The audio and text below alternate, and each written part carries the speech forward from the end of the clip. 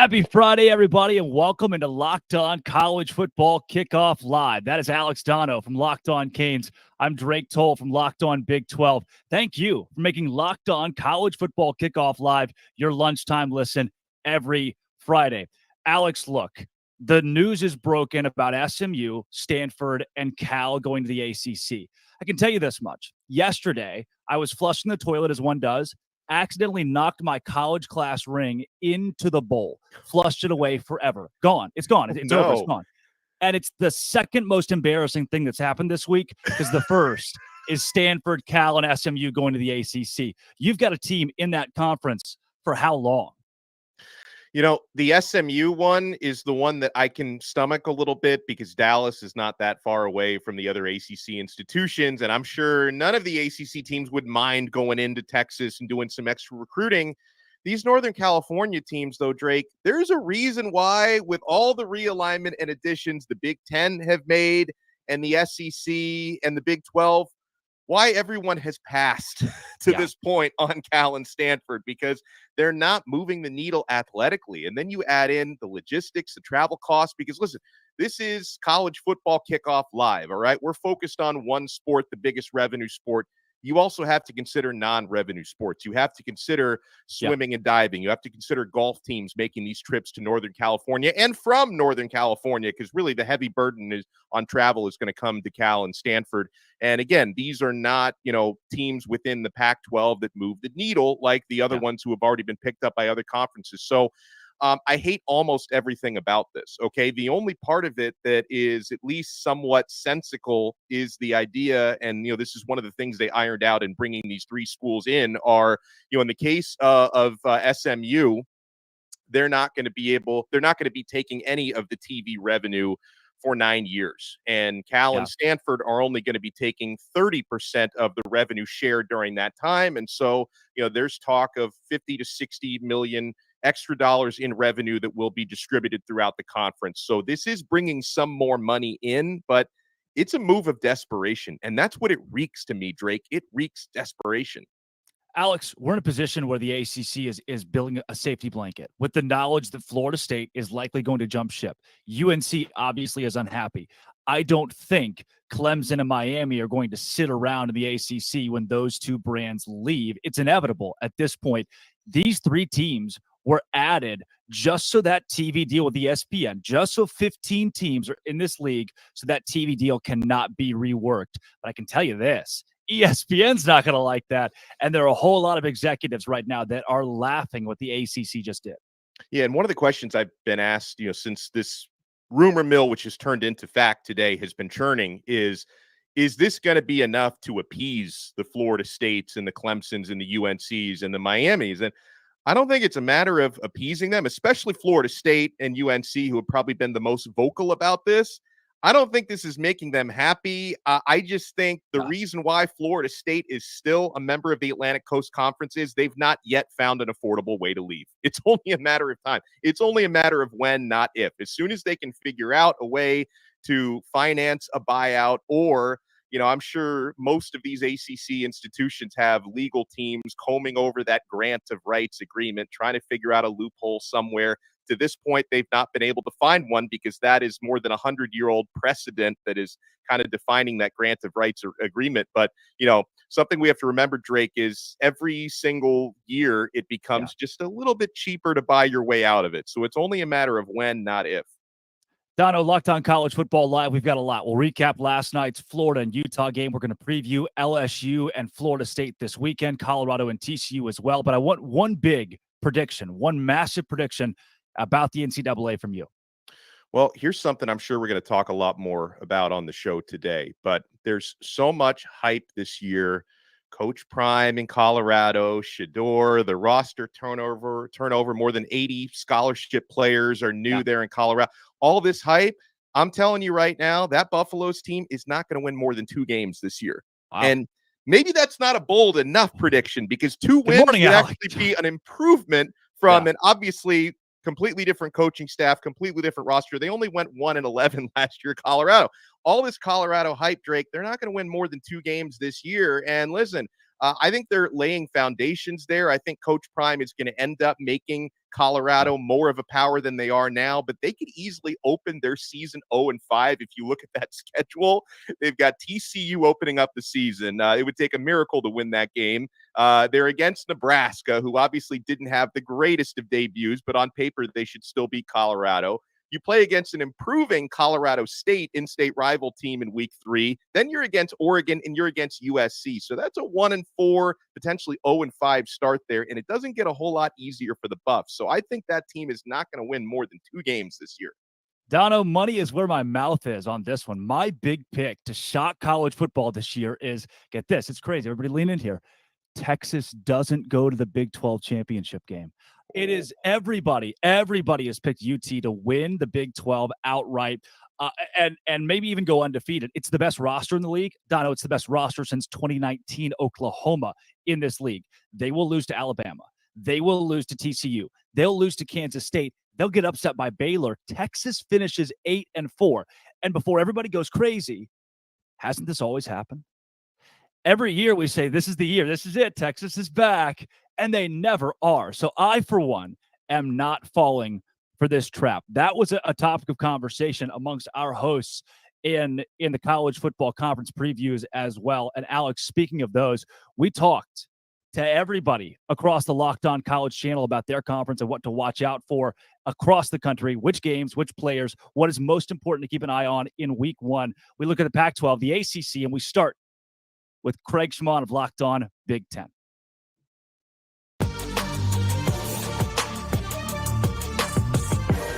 There are so many great college football stories just in the Big Ten. I'm about to explode. I can't wait for this season to get up and rolling. First of all, let's start with the Ohio State Buckeyes. There is so much pressure on this football team and Ryan Day.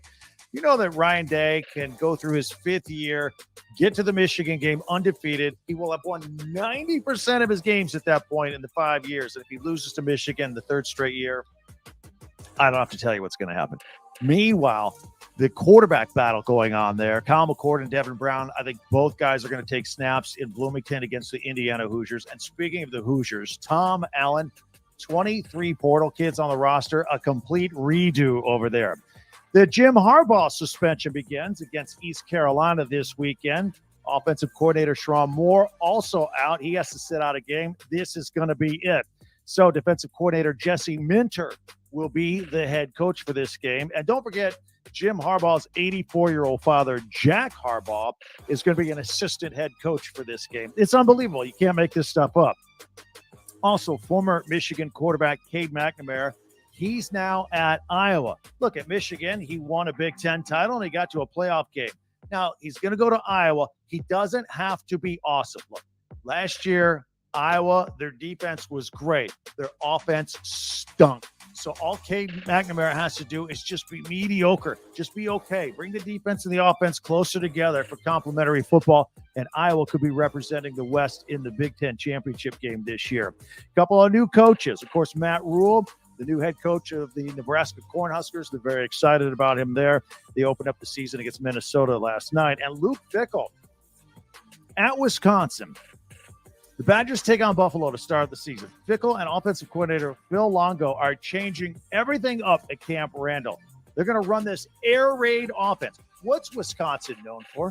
Big, beefy offensive linemen and big power running backs, right? No, they're airing it out. Maybe. I did a little research, found a little nugget this week. When Phil Longo was at North Carolina, you know, he ran the ball 45% of the time. Maybe a much more balanced attack at Camp Randall. We'll wait and see. All right, Sunday. Big Ten's on national TV.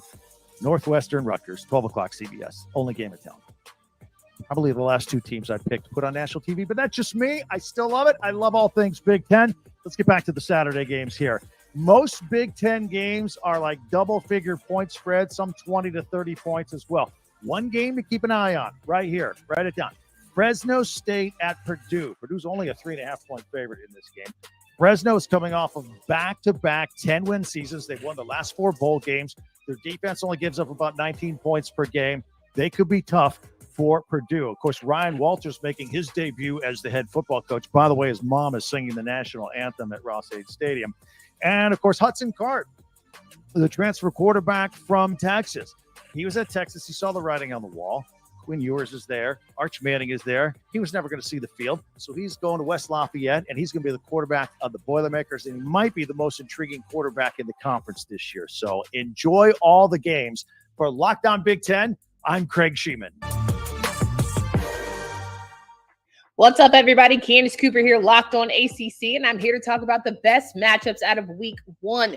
You have got some really good ones, but the one that you should have your popcorn ready for is Florida State and FSU. It'll be must-see TV that Sunday night at 8 p.m. The Seminoles are going to try and hold it down for the conference. They're going to let everybody know that they are here to be the ACC champions this 2023 season.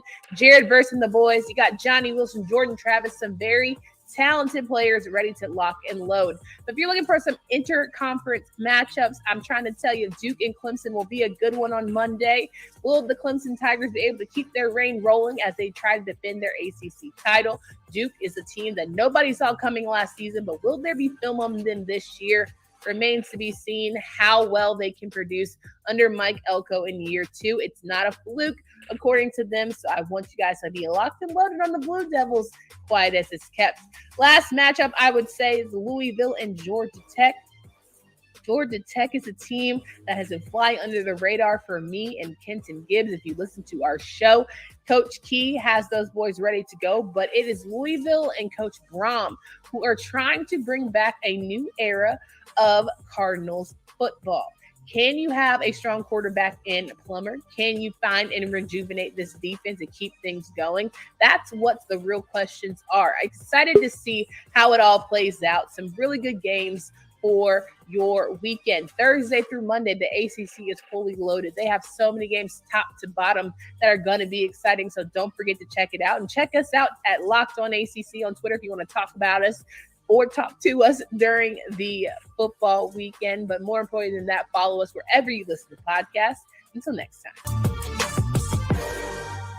Spencer McLaughlin here for Locked On Pac-12. Only one game this weekend in the conference has a point spread in single digits, but there's still a lot to watch for this weekend because you're going to be looking at teams that are trying to win the Pac-12, trying to make a statement this weekend one way or another. Let's start with Colorado. They've got the big noon kickoff game against the reigning runners-up in college football in TCU down in Fort Worth. They're going to be greater than 20-point underdogs in that game. And everybody wants to know only about 75 different things about Coach Prime's team, most notably all the new players that they brought in. What does it look like? How competitive are they? Do they cover a 20-point spread? Do they keep it close? Do they hang around? Or do they get the doors blown off them and look like they're in for another low single-digit win season in 2023? Then you have the Washington Huskies, who play a Boise State team that's been a thorn in the side of many Pac-12 football programs over the years. They're a 2-touchdown favorite in Seattle. What does Michael Penix have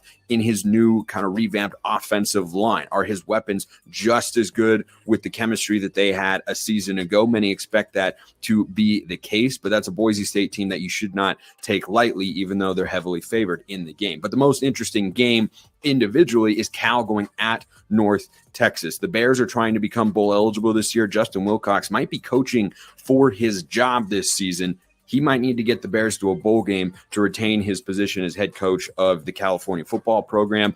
They are a 7-point favorite at North Texas. Now an American Conference team on the road. Sam Jackson's going to be their starting quarterback. Look to see what we get from him and what to expect from him as the season goes on. And lastly, don't overlook UCLA. They're expected to play up to 3 quarterbacks this weekend in a quarterback-rich conference. It's interesting to see who's going to emerge and if one player does emerge at the quarterback position for Chip Kelly in 2023.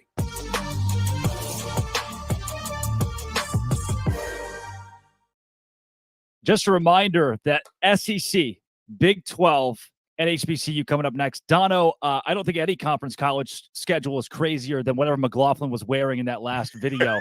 Lot of boring stuff going on in college football this weekend.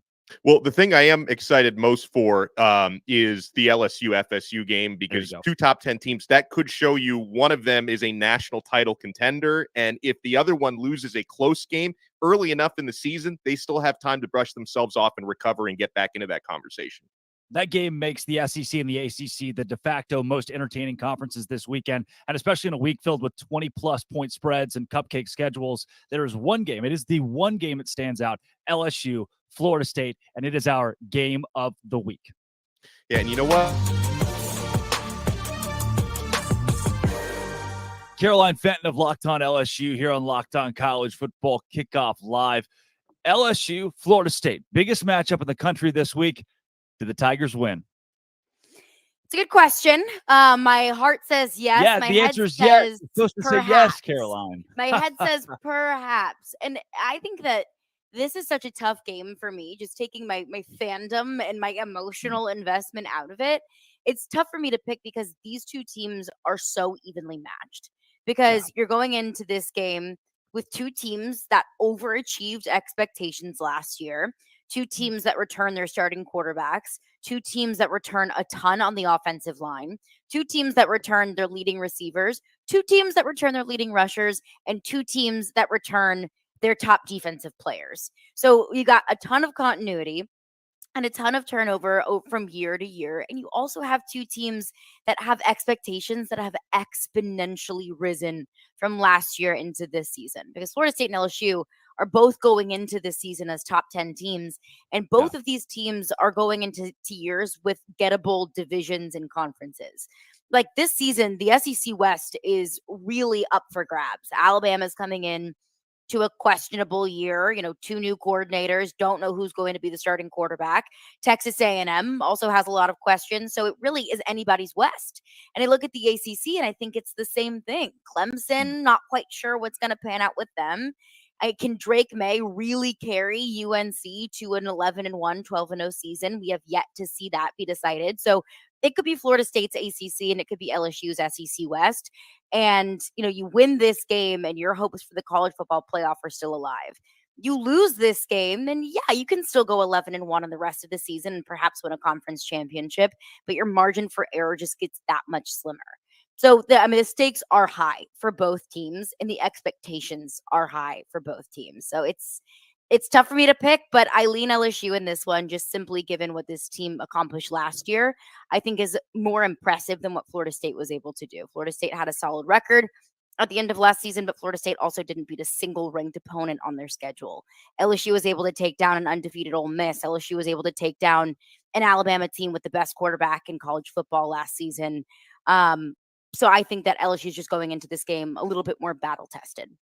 Yeah, from Jaden Daniels to Jordan Travis and Harold Perkins, who I think everybody's excited to watch hit the football field again. And you talk about Jared Verse, right? You've got NFL talent across the field in this game on both sides. You mentioned how much is coming back for each of these teams. If there's an edge anywhere for one of these two squads, where is it? Where's the hole that somebody could exploit? I think the hole is LSU secondary. And that's why I think the defensive line is the most important position group for LSU going into this game, is because LSU basically rebuilt its secondary, or more so its cornerback room, for the second year in a row. LSU last year, Matt House and Brian Kelly, defensive coordinator Matt House, were forced to basically build up the entire cornerback room through the transfer portal. They're finding themselves doing that again. LSU only had one returning scholarship corner on the roster, and that was LaTerrence Welch, who was a true freshman last season and saw limited reps. So we don't know what this cornerback room is going to look like. We don't know if Matt House can make something out of a whole lot of questionable pieces for the second year in a row. I mean, Brian Kelly even talked about Sage Ryan, safety and nickel, even taking snaps at corner. So that concerns me, that the depth is so little that you've got safeties playing corner. So I think that if LSU's defensive line can step up and get pressure on the quarterback, then that takes a lot of the load off of the secondary. But that job got so much more difficult given the news that defensive tackle Mason Smith is suspended for the first game of the season. So if Florida State's offensive line can protect the quarterback and the defensive line is going to have to do a lot more work, I'm not sure how many battles the secondary is able to win against Florida State's experienced and massive receivers.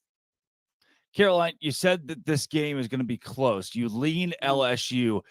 Finally, give me the prediction here. How do these four quarters play out? A final score, who wins? I would say final score 31-28 Florida State. I think it's going to be fairly high scoring, just because you've got you've got two offenses with so much experience, and you've got two offenses that want to run the ball and that want to throw the ball. They've got two balanced offenses. Like neither of these offenses are one-trick ponies. I would say at the half that Florida State is up maybe by a field goal or maybe by a touchdown. We've seen LSU, at least last year, they were a slow starting team. And I wouldn't be surprised to see the pivot of the game being massive LSU defensive play. Last year, it was almost like clockwork. Like it was almost weird and eerie that LSU would start slow and it would take either an interception or a big sack or a strip sack or whatever it might be, just a massive defensive play to just unlock this LSU offense. Like it was crazy the way that a big defensive play could energize this team. So I think that Florida State could be up at the half. And I think that it's going to take a big defensive play from LSU for them to just, to let loose and to play the kind of football that they want. And I believe that LSU would pull away in the second half and ultimately take that game 31-28. 31-28, the final score. That's Caroline Fenton, Locked On LSU, right here on Locked On College Football Kickoff Live.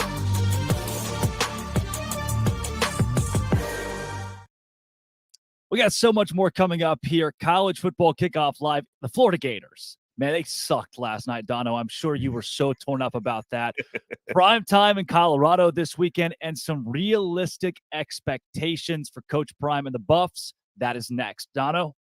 Well, folks, buying those last-minute tickets to see your team play on Saturdays doesn't have to be a stressful experience. I know in the past it might have been. Are you getting the best deal?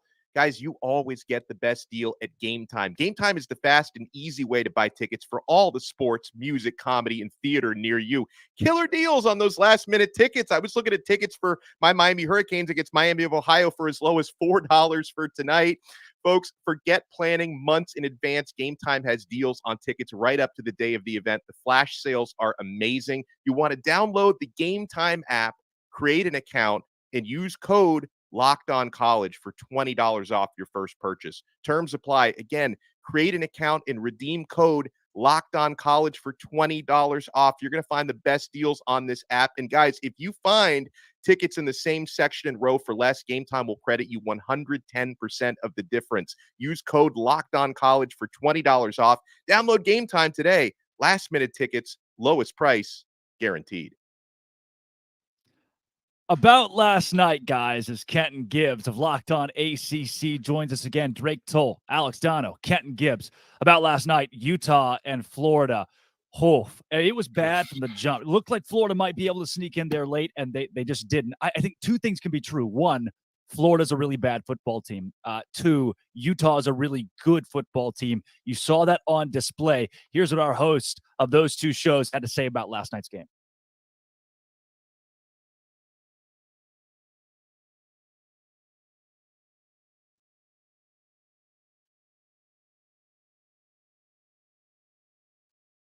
All right, guys, we're going to take a pivot here and move out to Colorado. Let's go west here real quick before we get to that. Dono, you mentioned on it earlier. You touched on it earlier, Coach Prime and the Buffs. Kenton, Deion Sanders in college football at the FBS level now with Colorado. Dono said he goes 2-10 this season. What do you think about Coach Prime back in the South? I mean, I don't see too much of a difference in what Dono is saying and what I believe is going to happen for this team. And I say that because you're turning over a ton of your roster from last year. And yes, most of the guys that you're turning over were a part of a 1 or 2 win team that wasn't very good, sure. Yeah. But also there's going to be some acclimation. There's going to be some adjustment time. However, I will say this. They do have a higher ceiling than most people believe. Most people believe their ceiling is about 4 games. I'll tell you this much. If Coach Deion Sanders can make something work out, if he can force that team to gel together quickly, and Dono's got the U behind him, he's a Miami guy, he knows better than anybody. If a team can gel in this short amount of time, when they have as much talent as they have, because let's just be honest, their talent stacked up against the rest of the Pac-12, it's not a huge discrepancy. It's not. It's just realistically, it's not. It's the question of can they come together and be special in a short matter of time? And also, how good is Shador against FBS opponents? That's the biggest question. If he's good, this team gels, they can get to a bowl game. Let's all focus in on what Kenton Gibbs just said here, that Colorado can get to a bowl game in 2023. Kenton, I think Colorado loses by a lot of points and then some this weekend against a TCU team that won a college football playoff game last year. All eyes are on Fort Worth as one of the top 3 games this weekend as the Buffs head to Texas. Steven Simcox, Locked on Horned Frogs. Kevin Borba, Locked on Buffs, broke down the keys to victory for this rivalry game.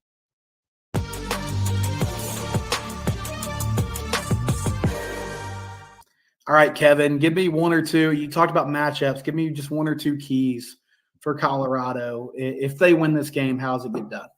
Yeah, I think the main key is protecting Shedeur Sanders.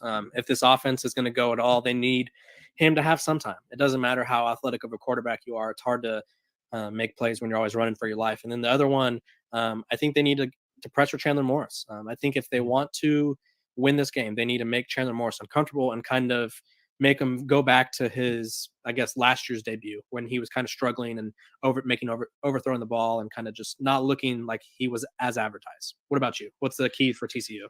Yeah, I mean, I'll say Sonny's talked a lot about how they're trying to just focus on themselves because of the challenge of preparing for this team. So, I mean, I think football 101, not turning the ball over, not committing stupid penalties, don't give up like a special teams touchdown, any sort of easy scores, easy plays for Colorado have to be, just a big no for the game. And then I think offensively, they're going to need to score. I feel like they can win this game comfortably, but with the unknown of Colorado's offense and team in general, I believe that's the side of the ball where they can exploit things more because, regardless of what they kind of do on defense, if TCU can get the ball in their playmakers' hands, hopefully they can make some plays. Okay, Kevin, moment of truth here. I'm sure nobody will remember this or hold us to it, but let's get our predictions for Saturday. What do you think happens? So I think Colorado covers. I think the 20-point spread. There's just too many variables that have changed for both teams. And it's game 1, so nobody's going to be perfect. I'm also factoring that in. So I think Colorado covers. This has been a game that I've consistently said that I see TCU winning by a touchdown or 2. I think Colorado wins the Nebraska game, but that's not what this episode's about. I think TCU, like you alluded to it earlier, they just made it to the championship. They returned more. And obviously I think there's just kind of a different energy around them. I think Colorado, they're going to be answering a lot of questions as they go, is what it feels like. And I think this team will hit their stride eventually. I just feel like they have to work through some kinks. And I think that's kind of going to be the result of this game. Yeah, I'm going to pick TCU as well. I mean, just straight up. The covering aspect is fascinating. I felt a lot more confident about them covering before I really dug into the Colorado roster this week. I think, I still have questions about Colorado being cohesive. But from a skill position standpoint, I feel like they're solid. And you talked about game 1. It's just really hard to play a perfect game in game 1. There's bound to be some mistakes. But I'll stick with my prediction. I think they end up covering, but I could see this being a close game in the first half.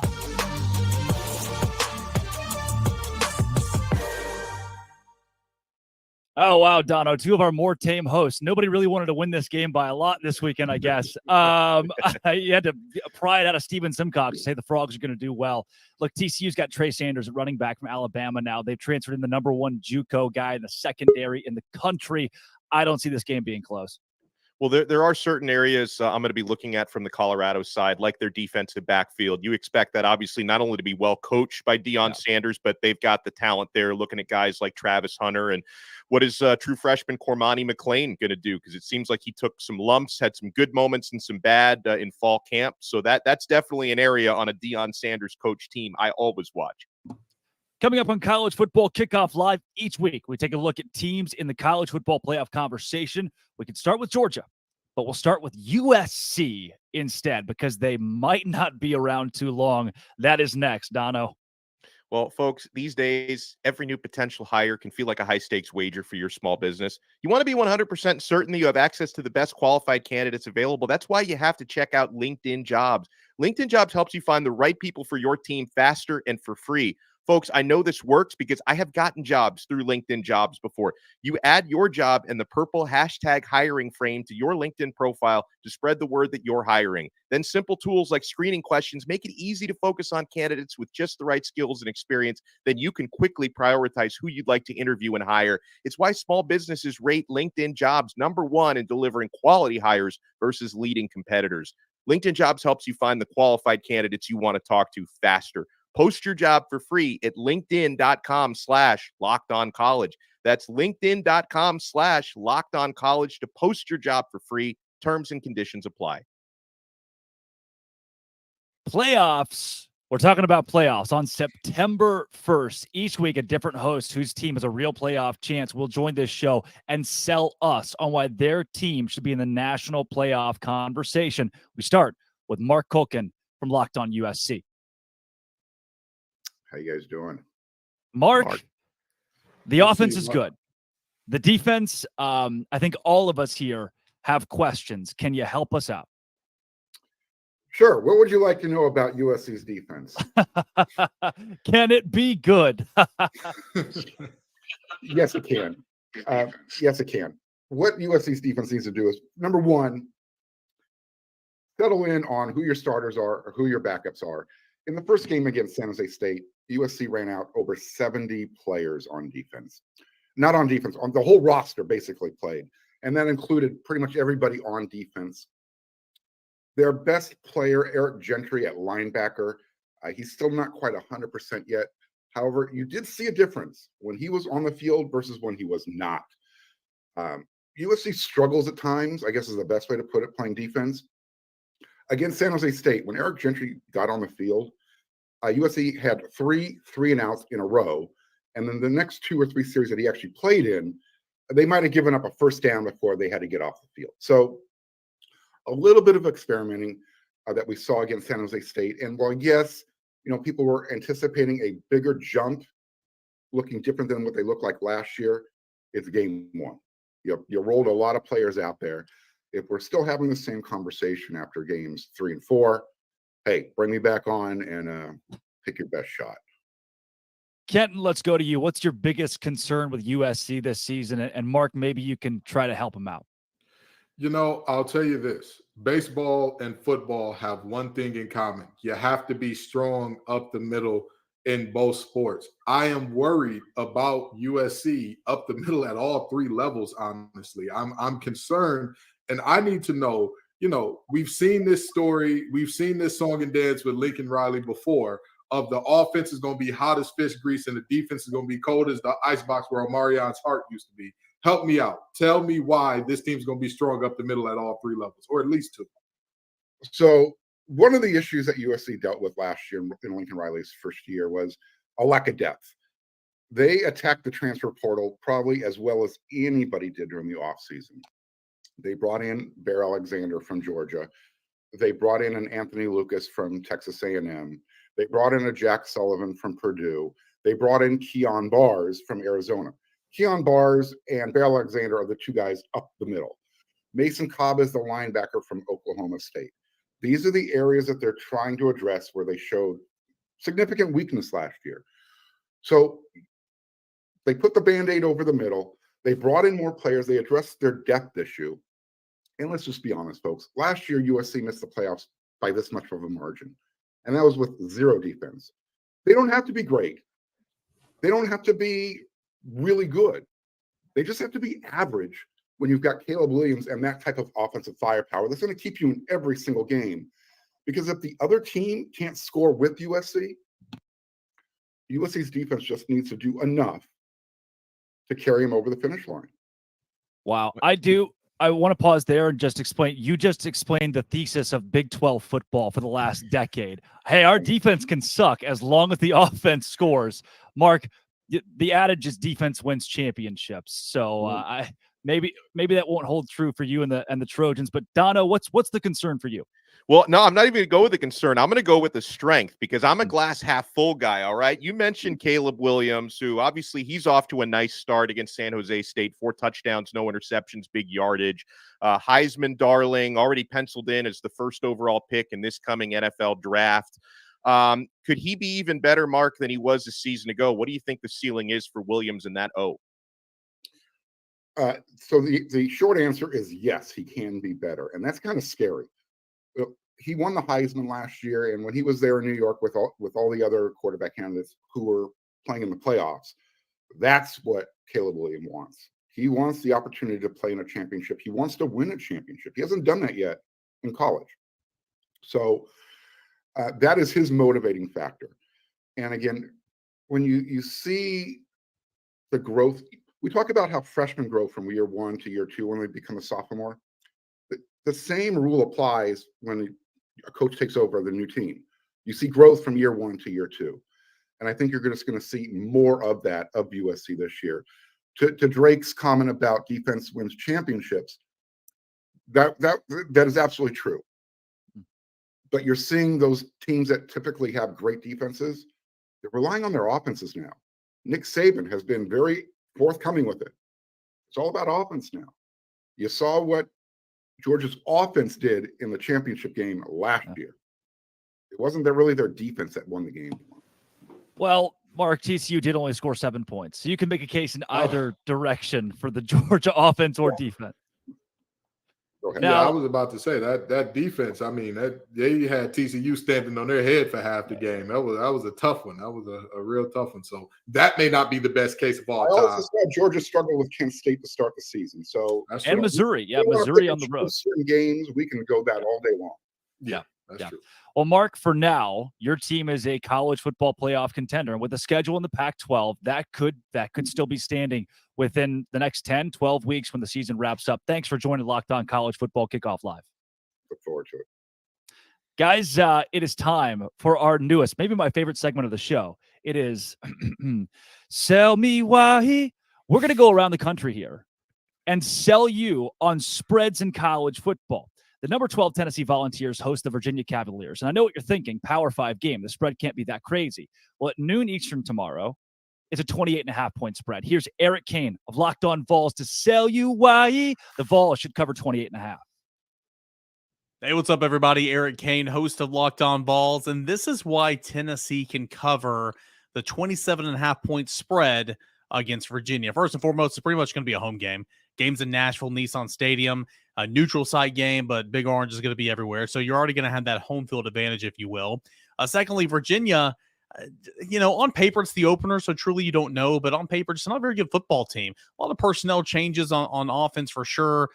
Tony Elliott's second year at the helm, but you got a new quarterback in Tyler Muskett. Tony Muskett. You've got 4 new starters on the offensive line. Your top 4 wide receivers left the program. So a lot of question marks there. Your best defensive player for Virginia, Chico Bennett Jr., is out.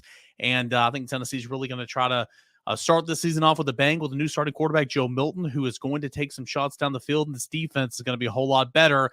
That is why I believe Tennessee has a great chance of covering the 27.5-point spread, because Josh Heupel's just going to continue to put the pedal to the metal here in the season opener. It's going to be the Joe Milton show. Tennessee's got the better run game. Tennessee is better at all 3 levels on defense and is better on special teams. So I think it's going to be a big Orange win, and Tennessee will cover the 27.5-point spread. Stay locked into Locked On Vols on Monday for complete reaction. Tennessee and Virginia in the season opener.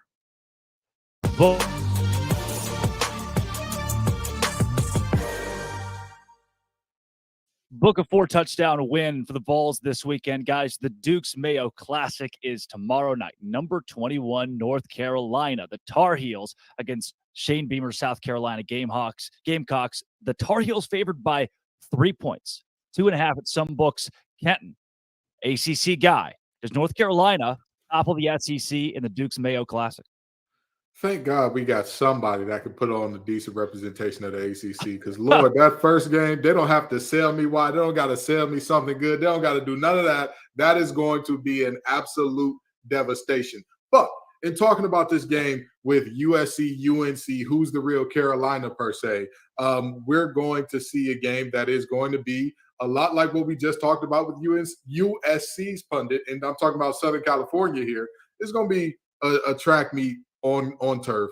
This is going to be a race to 50, whoever has the ball last type of game, because you look at UNC's defense and they couldn't stop a runny nose with Robitussin tissue and 8 different COVID vaccines. And you look at South Carolina's defense, and they lost. The SEC is known for being big and physical and defensive linemen flying at you from everywhere. And lo and behold, that may be where they're emptiest. That especially their defensive end room, where they lost a ton of talent basically overnight. So you'll see Drake May and Spencer Rattler potentially have great games here.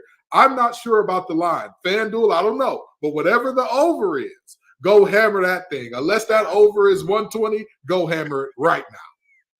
Yeah, Dono, I am blown away by the South Carolina team with losses to Florida last year and Missouri, but wins against Tennessee and Clemson. They don't make any sense. And now with Spencer Rattler as a Heisman dark horse, who's had a weird journey in college football, I personally like the +2.5, +3 for South Carolina. I think it's a great line. It kind of reminds you of an NFL line. Anytime you're talking about 2.5s or 3s, the LSU Florida State game is in a similar situation.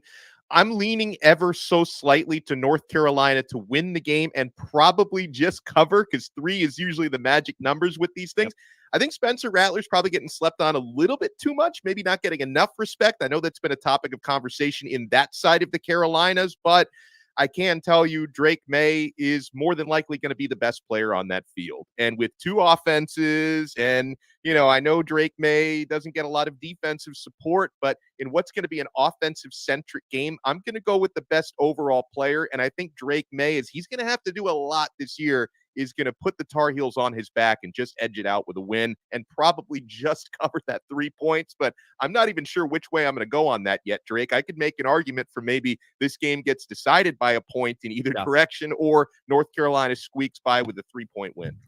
With defenses turned off effectively, one thing I look at, Clayton White, when he got to South Carolina, this was a bottom 10 defense in the Power 5. In his first 2 seasons, they're now a top 40 defense. Not a massive jump, but in this game, I think it's enough where you're just not going to see a lot of that side of the ball. Now, playoff hopefuls Ohio State, they opened the season as 30-point favorites against the Indiana Hoosiers. 30-point favorites in a conference game. We head to Jay Stevens of Locked On Buckeyes to sell us why you should take the Buckeyes to cover. Most of the time, the thought of a team covering a spread of 29.5, according to our friends at FanDuel Sportsbook, you would think it won't happen. However, this is Ohio State versus Indiana. The Hoosiers are not the superior team. The Hoosiers do not have the superior talent. The Hoosiers do not have the better coaching. The Buckeyes are coming in motivated and seeking a season where they do not have the same outcome that they had a year ago. The quest to make sure that does not happen starts on Saturday. The Buckeyes' week 1 starter at quarterback, Kyle McCord, and I do think he's going to do a phenomenal job of connecting with Marvin Harrison Jr. and Emeka Egbuka while he is out there on the field. Mayan Williams, Trevion Henderson, I don't think the Hoosiers can slow down the Buckeyes' rushing attack, as those two guys are looking to make multiple trips to pay dirt. The defense, I think that'll be an elite unit as well. Buckeyes covering the spread of 29.5 against Indiana on Saturday, it can happen. All right. If that's what you want to cash in at FanDuel, be my guest, but I'm not touching that with a 10-foot pole. What I will do is head up to Fort Worth, where Deion Sanders is taking on TCU, number 17 Horned Frogs, and a 20.5-point spread at FanDuel. Kenton, I am all over Sonny Dykes and Chandler Morris this weekend.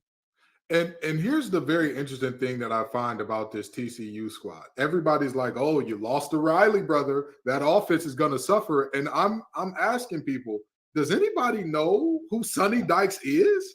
Like, what is happening here? Did we forget? Sonny Dykes' problem has never been putting up points. That has never been a thought of, hey, will this team score a lot? So with that being said, this team is going to score. They're going to do what they do. I mean, Travis Hunter for Colorado is great. He's amazing. He can only cover one guy at a time. He's only going to be covering one zone at a time. There will be some Colorado defenders looking at the back of Horned Frog's heads as if they're good barbers. That's just how this game is going to work out.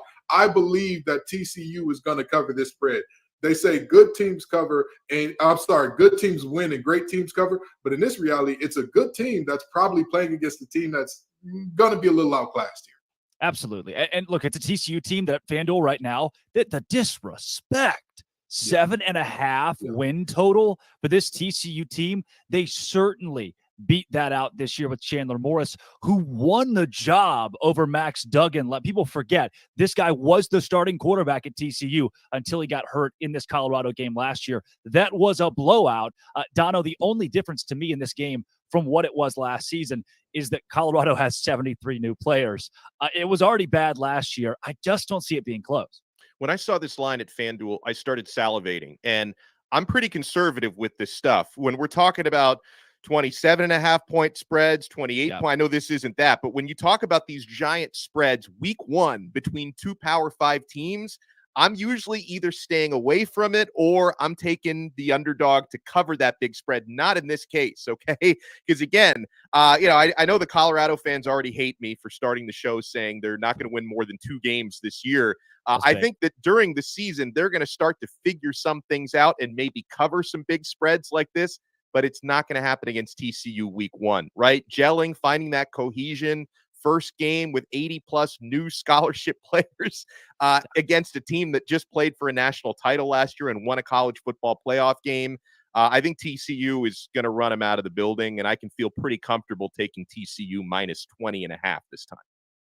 Now, on Monday night, the number 9 ranked Clemson Tigers head to Durham to open the year against the Duke Blue Devils, and somehow our mighty Clemson, who sells deals in God's name, image, and likeness, only 12.5 point favorites at FanDuel against the Duke Blue Devils. The Tigers, less than 2 touchdown favorites. Here's Damian Parson to tell you why Clemson should cover the spread. The Clemson Tigers are a 12.5 point favorite Monday night when they walk into Wallace Wade Stadium versus the Duke Blue Devils. And I think that they can cover this spread. The reason why, defensively, when you have a defense with as many NFL draft prospects as the Clemson Tigers on the defensive line, the second level with the linebackers, and then look into the secondary, you have players at all 3 levels to make the plays necessary to hold a potential high-octane offense, a diversified and versatile offense that the Duke Blue Devils have with dual-threat quarterback Riley Leonard and Jalen Calhoun, Jordan Moore at those 2 wide receivers.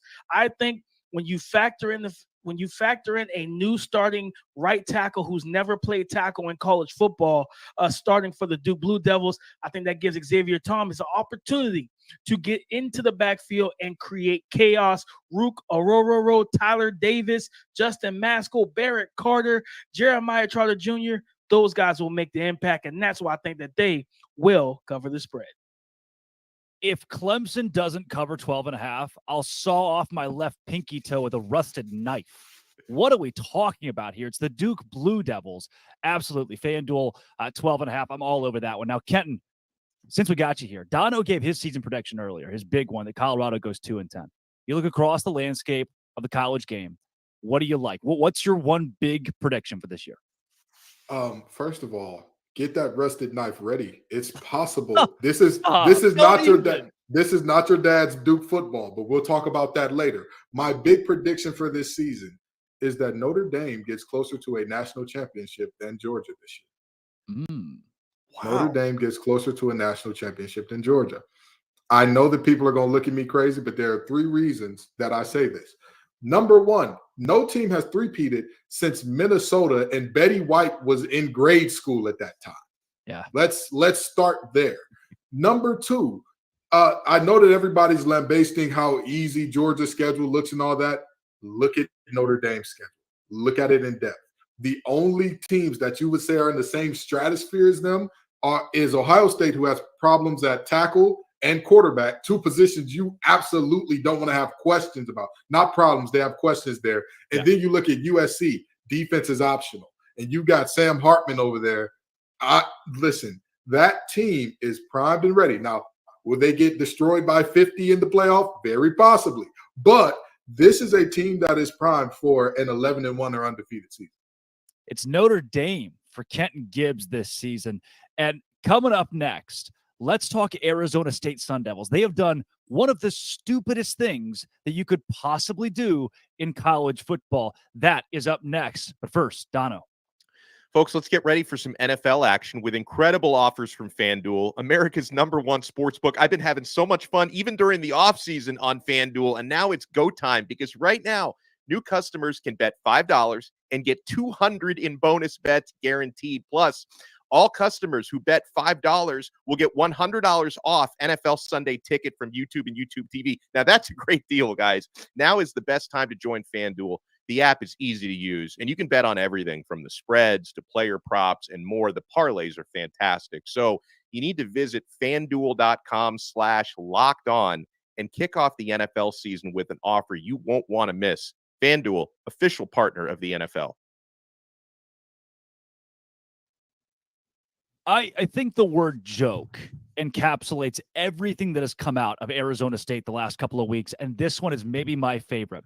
After Herm Edwards committed recruiting violations by bringing recruits on campus during a dead period because of COVID-19, the Sun Devils have self-imposed a bowl ban. So instead of firing Edwards for cause in the investigation, they gave him a $4.4 million buyout and then gave themselves a self-imposed bowl ban. Now the punishment lands on new head coach Kenny Dillingham. Locked On Sun Devils host Richie Bradshaw is not happy with Ray Anderson. I don't know if anybody with half a brain is. At the vice president of athletics for Arizona State, Ray Anderson certainly deserves all of this that he gets from our host, Richie Bradshaw. So, and it's crazy when you think about this, Drake.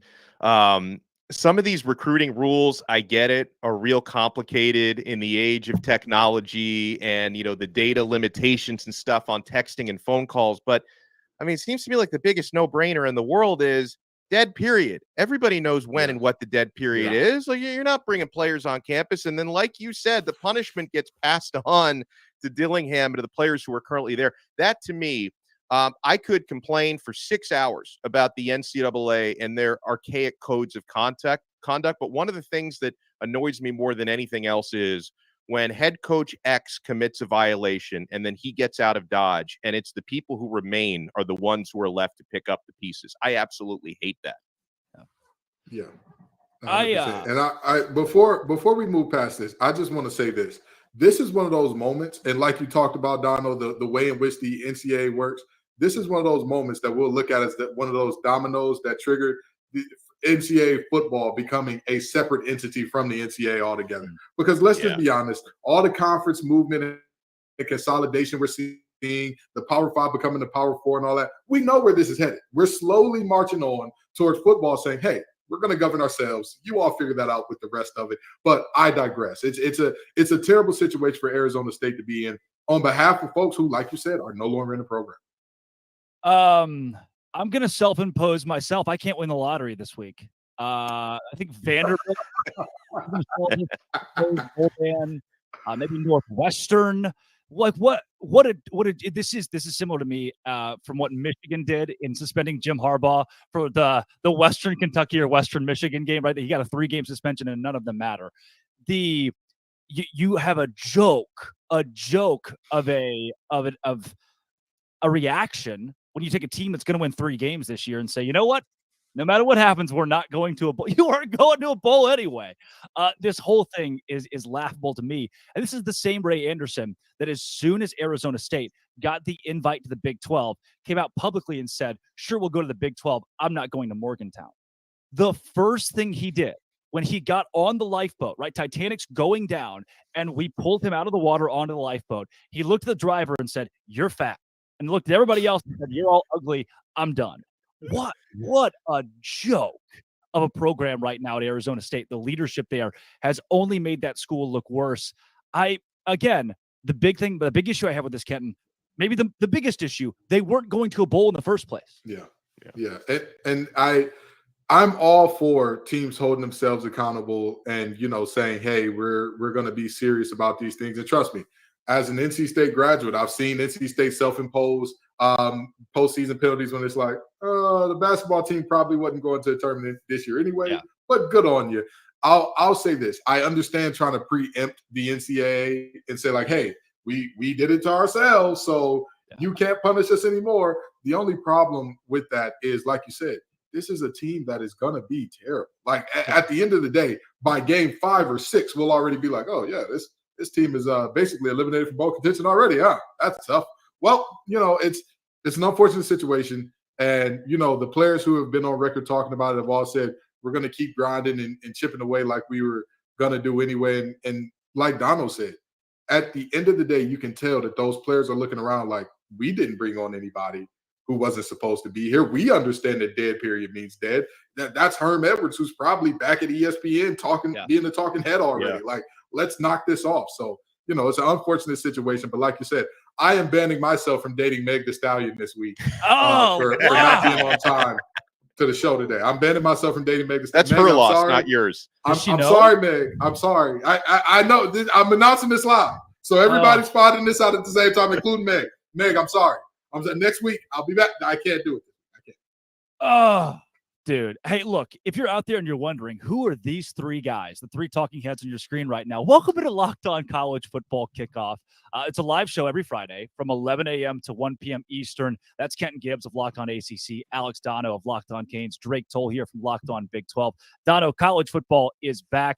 There are storylines to look out for this weekend, the big one being expansion. Let's hit on that a little bit here because the ACC has now added 3 new teams out west. Yeah.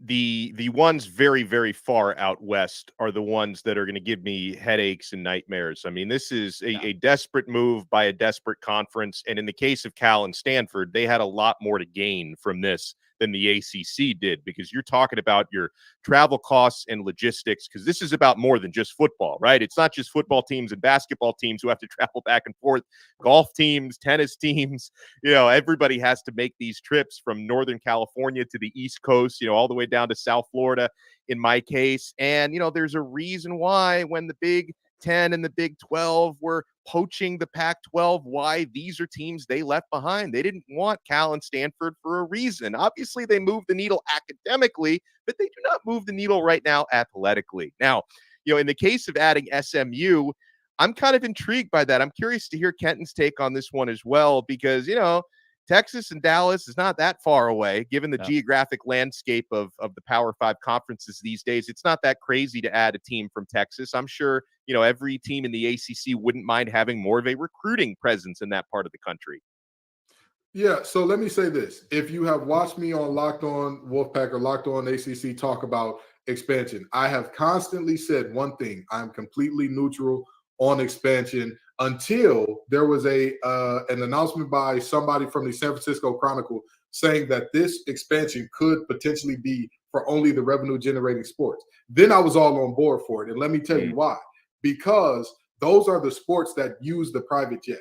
Those are the sports that you don't really have to worry about them having to play multiple games or having a meet that lasts multiple days and then having to go back to school afterwards. That's not the case of what's happened, which sends me back to neutrality in terms of, yes, there is additional money to be had, but the logistics are a nightmare. And student athletes who didn't sign up for this, student athletes who know, for example, let's say swimming, unless you're one of the greatest top 5 swimmers of all time, not in the nation right now. If you're not a top 5 swimmer of all time, you're not going to make enough money for that to be your career, to where this is what I do. I'm done. I do nothing besides swim.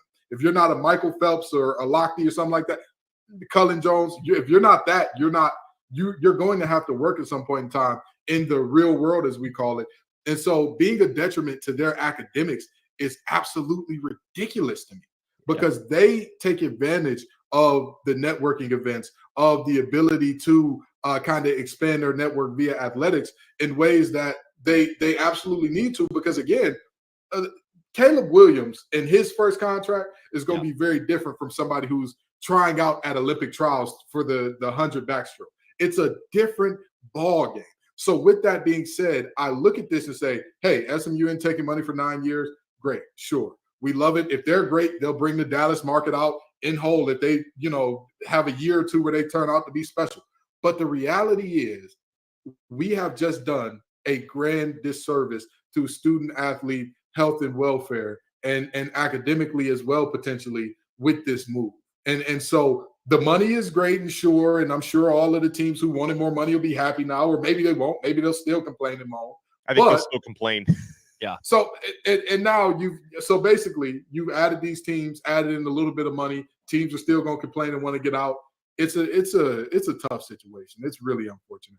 Kenton, when I ordered this Big 12 flag behind me, they accidentally sent 2. So I'm going to mail you one, and you can join me as the co-host of Locked On Big 12 when Locked On ACC goes away. Look, Florida State pushes the needle. Florida State pushes the needle.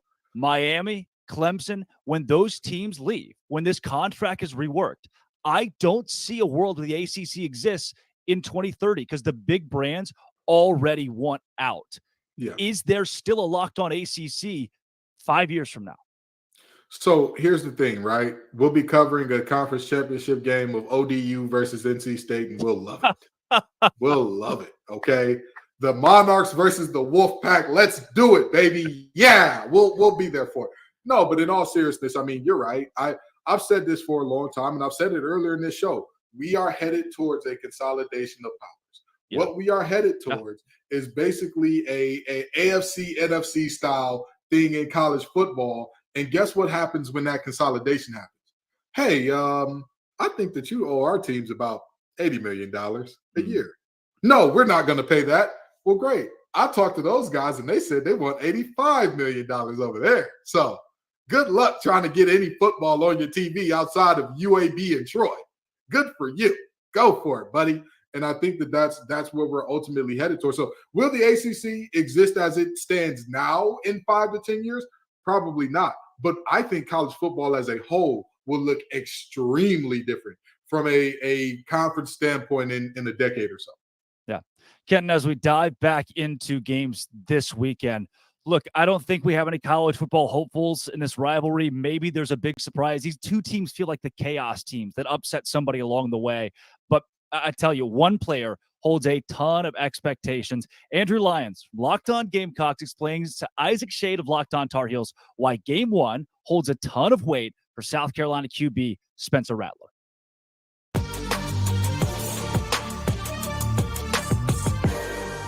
There's been a lot of discussion over the past month, and especially throughout this offseason, from circles inside of that building that have been saying that, hey, Spencer Rattler looks like he's taken a step forward. It looks like that this offense being more catered to his skill set and his strengths, it is unlocking a new level for him right now. And I don't want to be disrespectful when I make this comment, but if you're going to have a defense, okay, say it. Where Just Spencer Rattler, if you're going to have a defense or be faced with a defense that's going to give you an opportunity to showcase all of the steps that you've taken this offseason, it is North Carolina's defense. North Carolina's defense has just kind of fallen off a cliff the last couple years. Gene Chizik comes in his first year in 2022, and things somehow seem to get a little bit worse in certain areas. So still got question marks regarding that. So if you're Spencer Rattler, you're facing a North Carolina defensive backfield that has a ton of new starters, a lot of new faces, guys from the transfer portal. Some of them might be pretty good. And the Tar Heels do have an advantage in the sense that they don't have any film on these guys playing together, but they also have a disadvantage in the sense that these guys have never played together in a game. So it's kind of a double-edged sword there with North Carolina's secondary. So for Spencer Rattler, Antoine Juice Wells is going to play in this game. Shane Beamer said on Tuesday that he is 100% good to go. You're going to have Xavier Legette, another guy that is a fifth-year senior, I believe, has taken another step forward, ready to make an impact. Amarian Brown. You got Trey Knox and Joshua Simon at tight end. You've got a lot of pieces there at your disposal. So Spencer Rattler on Saturday night, you need to go out there and you need to play up to the best of your abilities. You need to showcase that, again, you've made progression this offseason. If South Carolina even wins this game, but Spencer Rattler does not have a bunch of chunk plays, there's not a bunch of explosive plays through the air. In all honesty, Isaac, I feel like the Gamecock fans will walk away a little bit disappointed because they've heard so much about just how well he has been doing in practice, how good this offense has looked at times. So if you can't get it done against a North Carolina secondary that for the past couple of years has been pretty lackluster, then admittedly, it'd be fair to raise concerns about what you're going to do against other teams. Teams like, obviously, a Georgia, a team like Kentucky with a great defense, a team in Clemson that wants revenge and has good athletes on the back end. You're going to face much better secondaries this year. So go out there and send the message in week 1 that you are not the Spencer Rattler, again, that people saw for the majority of this past fall. You're a new Spencer Rattler. You're the Spencer Rattler that we all thought you could be when you went to Oklahoma at the start of your college career. You know, what's so interesting about that, Andrew, I love this take from you because for North Carolina, the strength of the defense is the linebacking core. You've got Cedric Gray, who's a preseason second-team AP All-American. You've got Power Eccles, who's right there with them. And so it's like the middle of the defense for Carolina, I feel comfortable with. And in terms of the secondary, we talked about the offensive line. The defensive line for North Carolina has not, it's like, hey, opposing quarterback, how do you want to treat this tonight? You want to just have space to run around? Cool, we'll give you that, right? And so, it's about North Carolina's defensive line having to find a way to go make life uncomfortable for Spencer Rattler. They haven't proven, as you're kind of alluding to, that they can do that. Their ability to do that, I think, also plays into what you're talking about there with Spencer Rattler versus the secondary. If the secondary is going to have the time, if they're going to have to be guarding for 3, 4, 5, 6, 7 seconds at a time, giving Rattler all the time he needs because the line can't get to him, congrats, And so I'm really curious to see what the line can do with guys like Kamen Rucker and Des Evans trying to get to the ball.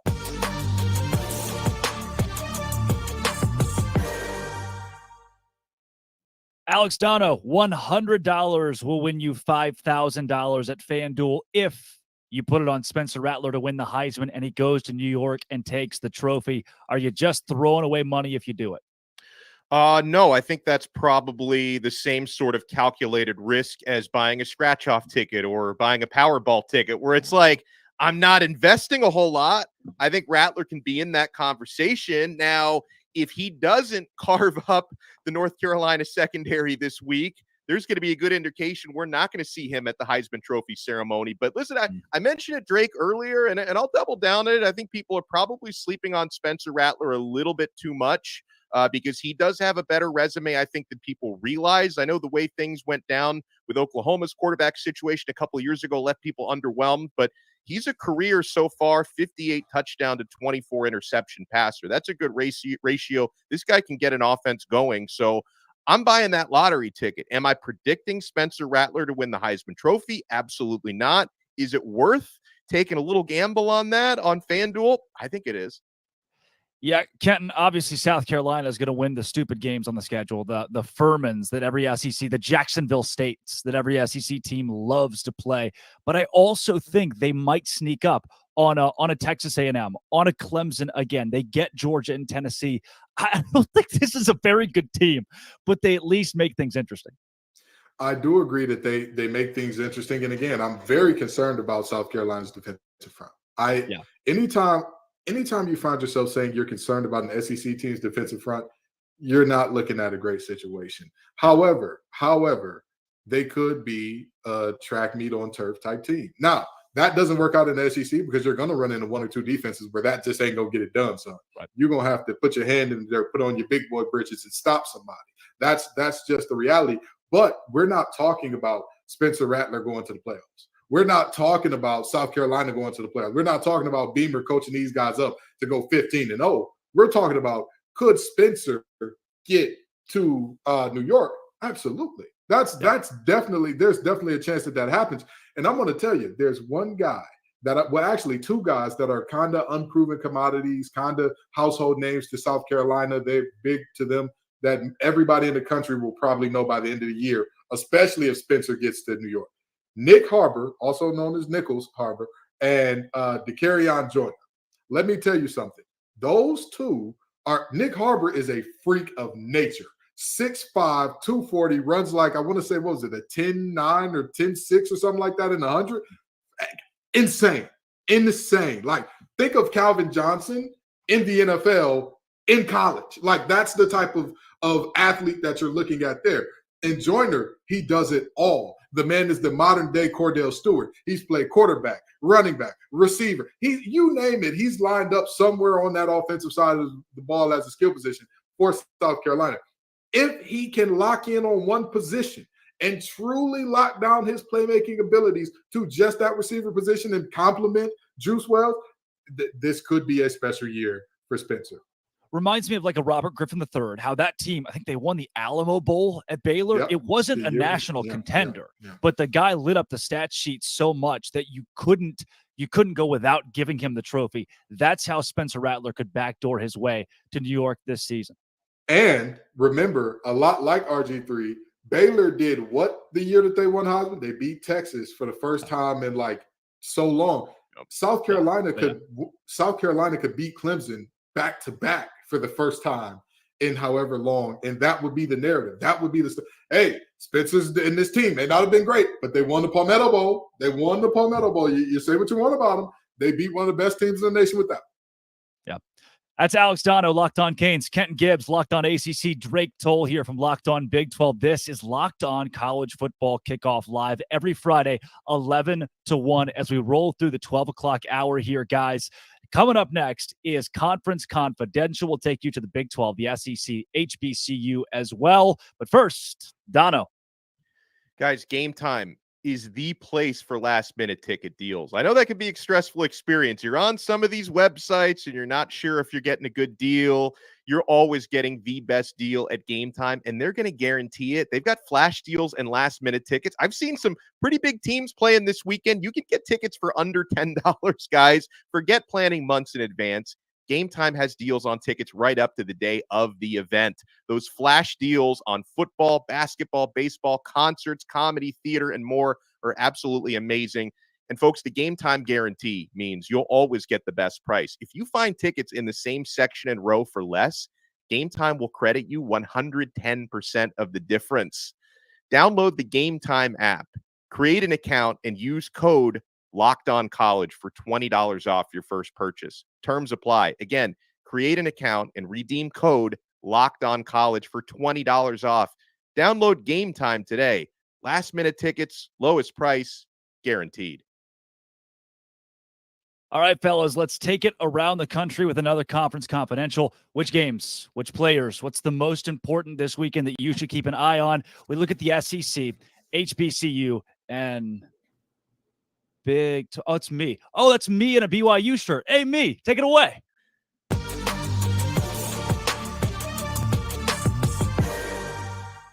Hey, thanks, me. What a great haircut, man. You're looking good today. Look, the Big 12 this weekend, there is one game, TCU in Colorado, and I struggle to call it a game because it's not going to be a game. I liken it to this. Last year's national championship game, my front right tire 3 weeks ago on I-35 and TCU Colorado, all blowouts. There's no way this thing is close. Colorado has, 70-plus brand new players. Deion Sanders, awesome guy, great spirit. He's going to be a figurehead in the Big 12. Not going to win a lot of football games this year in Boulder. TCU wins 42-21. Chandler Morris lights it up. They got transfers from Bama and Oklahoma State, and you name it, TCU probably has a transfer from there. They're going to be good this season. They are underrated in the Big 12. Around the rest of the conference, there's nothing I look at and say, hey, this is must-see TV. West Virginia and Penn State. West Virginia, I love you, but I know Neil Brown's going to get fired. He's like weekend at Bernie's. We're just kind of propping him up and wait until his buyout's a little bit less. 20.5 the spread on that game. Penn State at home on a whiteout at night. It's going to be bad.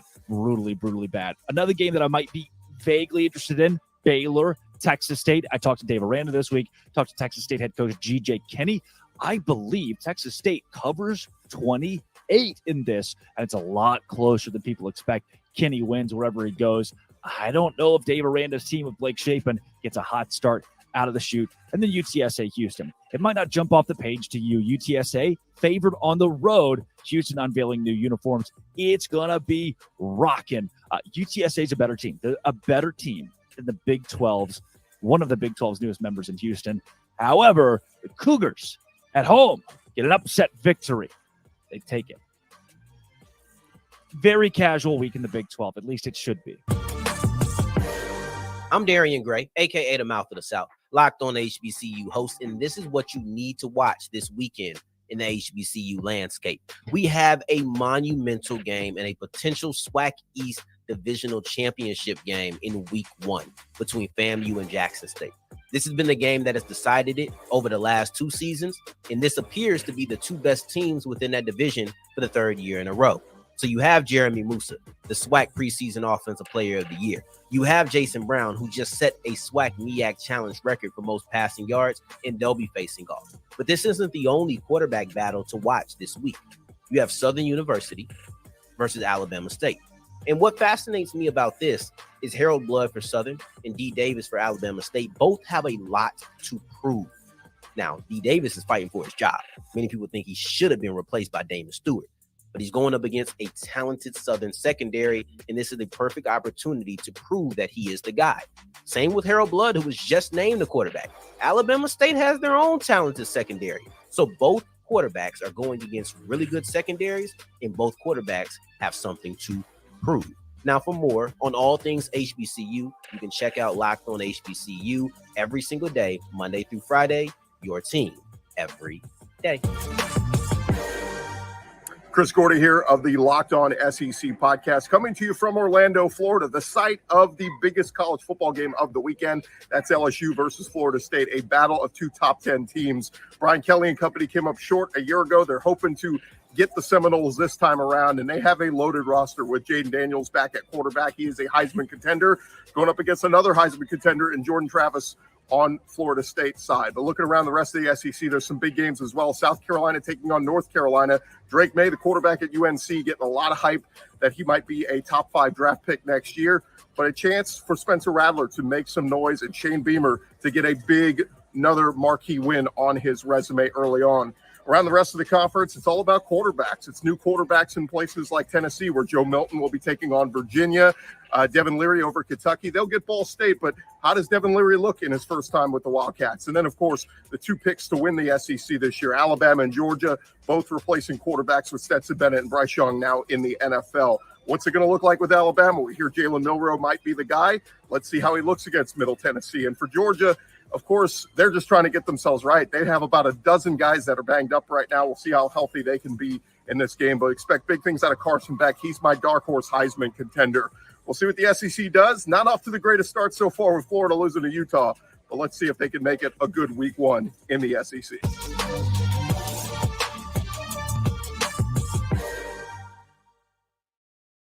Wow, Gordy at Epcot and filming it on his Apple Watch. What a guy, multi-talented.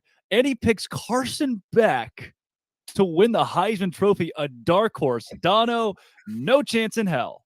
Well, first of all, it's nice that I am no longer the only person on the Locked On Network who has filmed content for the channel at Epcot, because I have done that before. And now Gordy joins that exclusive club. But you know what, Drake?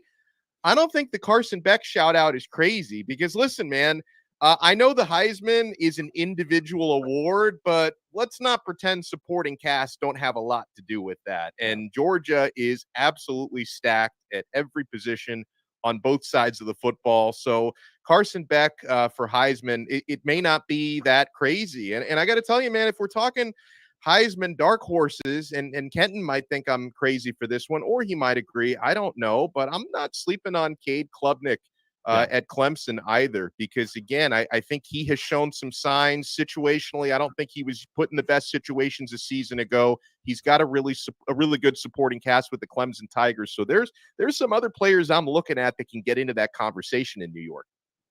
Kenton, I saw an article today from a Georgia source that said Carson Beck could have been our starting quarterback the entire time. And I just the hype at Georgia, is it founded? I'll tell you this. Okay, like Dono said, the supporting cast is going to be there. They're going to be phenomenal. They're going to be great. They're going to make Carson Beck look like Stetson Bennett on steroids. He'll look amazing. We saw what Stetson Bennett looked like when he wasn't surrounded by the best players on the field in the NFL here in the preseason. We saw it. We saw it with both 2 eyes. In the words of Tyler Perry, we synced it. We synced it. Didn't look great. So Carson Beck, is the hype warranted around him? I don't feel comfortable one way or another castigating a judgment on this young man, but I will say, if he is as good as the hype warrants, then yeah, let's go ahead and hand him the Heisman now, because that means that my prediction about Notre Dame being closer to a national championship than Georgia would be incredibly wrong, and they're going to be the first team to three-peat in nearly a century. But with that being said, I think that the guy who our correspondent there was there to watch is actually the guy that's going to take it home in Jaden Daniels. You look at LSU, there seems to be a trend with them. They win 10 games, and then the next year, what happens? Undefeated national champs. That's what happened last time they won 10 games with a transfer quarterback who didn't look necessarily great in the first year. This could be his year to show everybody like, hey, I'm every bit as good as y'all thought, plus some. And I mean, I wouldn't be surprised if that is the guy at the SEC that brings home the hardwood. Yeah. Coming up later in the show, Auburn, a new head football coach. The Hugh Freeze era begins. We also talk about the best bets. If you love making money, your boy Q has got some free money at FanDuel this weekend. But first, a very one-sided rivalry in quotes, between Duke and Clemson.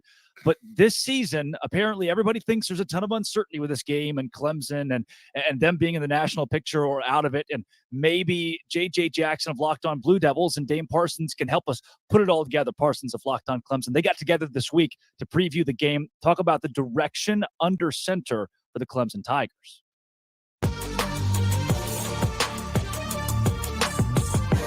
What in the world's happening at the quarterback spot? You go from Deshaun Watson, followed by Trevor Lawrence. Their quarterback is always in the eyes of the entire country. We're really excited as college football fans for what DJ Uiagalelei could do. And then next thing you know, we've got a young Cade Klubnik who takes over and really catches people by storm as he gets set for like the first full season where it's his football team. He's the guy at quarterback.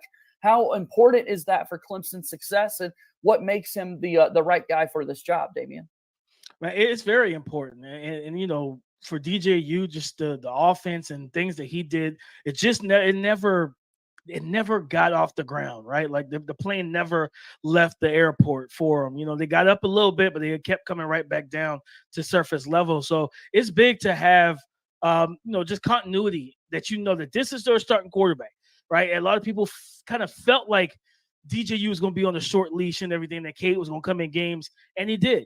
And that's not really a healthy relationship at all at the quarterback position, right? You want whoever's your guy to know that, hey, no matter win, lose, or draw, I'm your guy. So Cade knows he's the guy. And what makes him ready for it, everything, talking to his teammates, the work ethic. You know, he works his butt off.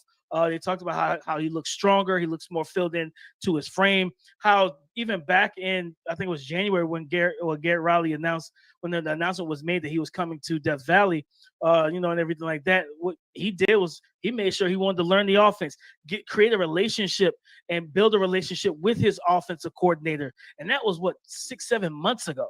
So having that type of mindset, that attitude, that maturity, right? And just talking about how he has the pulse of this offense down packed, where this young man is ready to go. He's a leader for these guys as well. So he already, and then he's a dual threat athlete. At the quarterback position, he has a track background. I think it was 200 4x4 and everything like that. Like, this young man can roll with his legs and being able to make plays, trust his offensive line. So, and this offensive line is very amped to get going. I've talked to some of them. They're really amped. They're really ready to go. So that's what makes Cade is ready for this job and ready for this role. Is just simple, man. He's putting in the work and he's ready to go.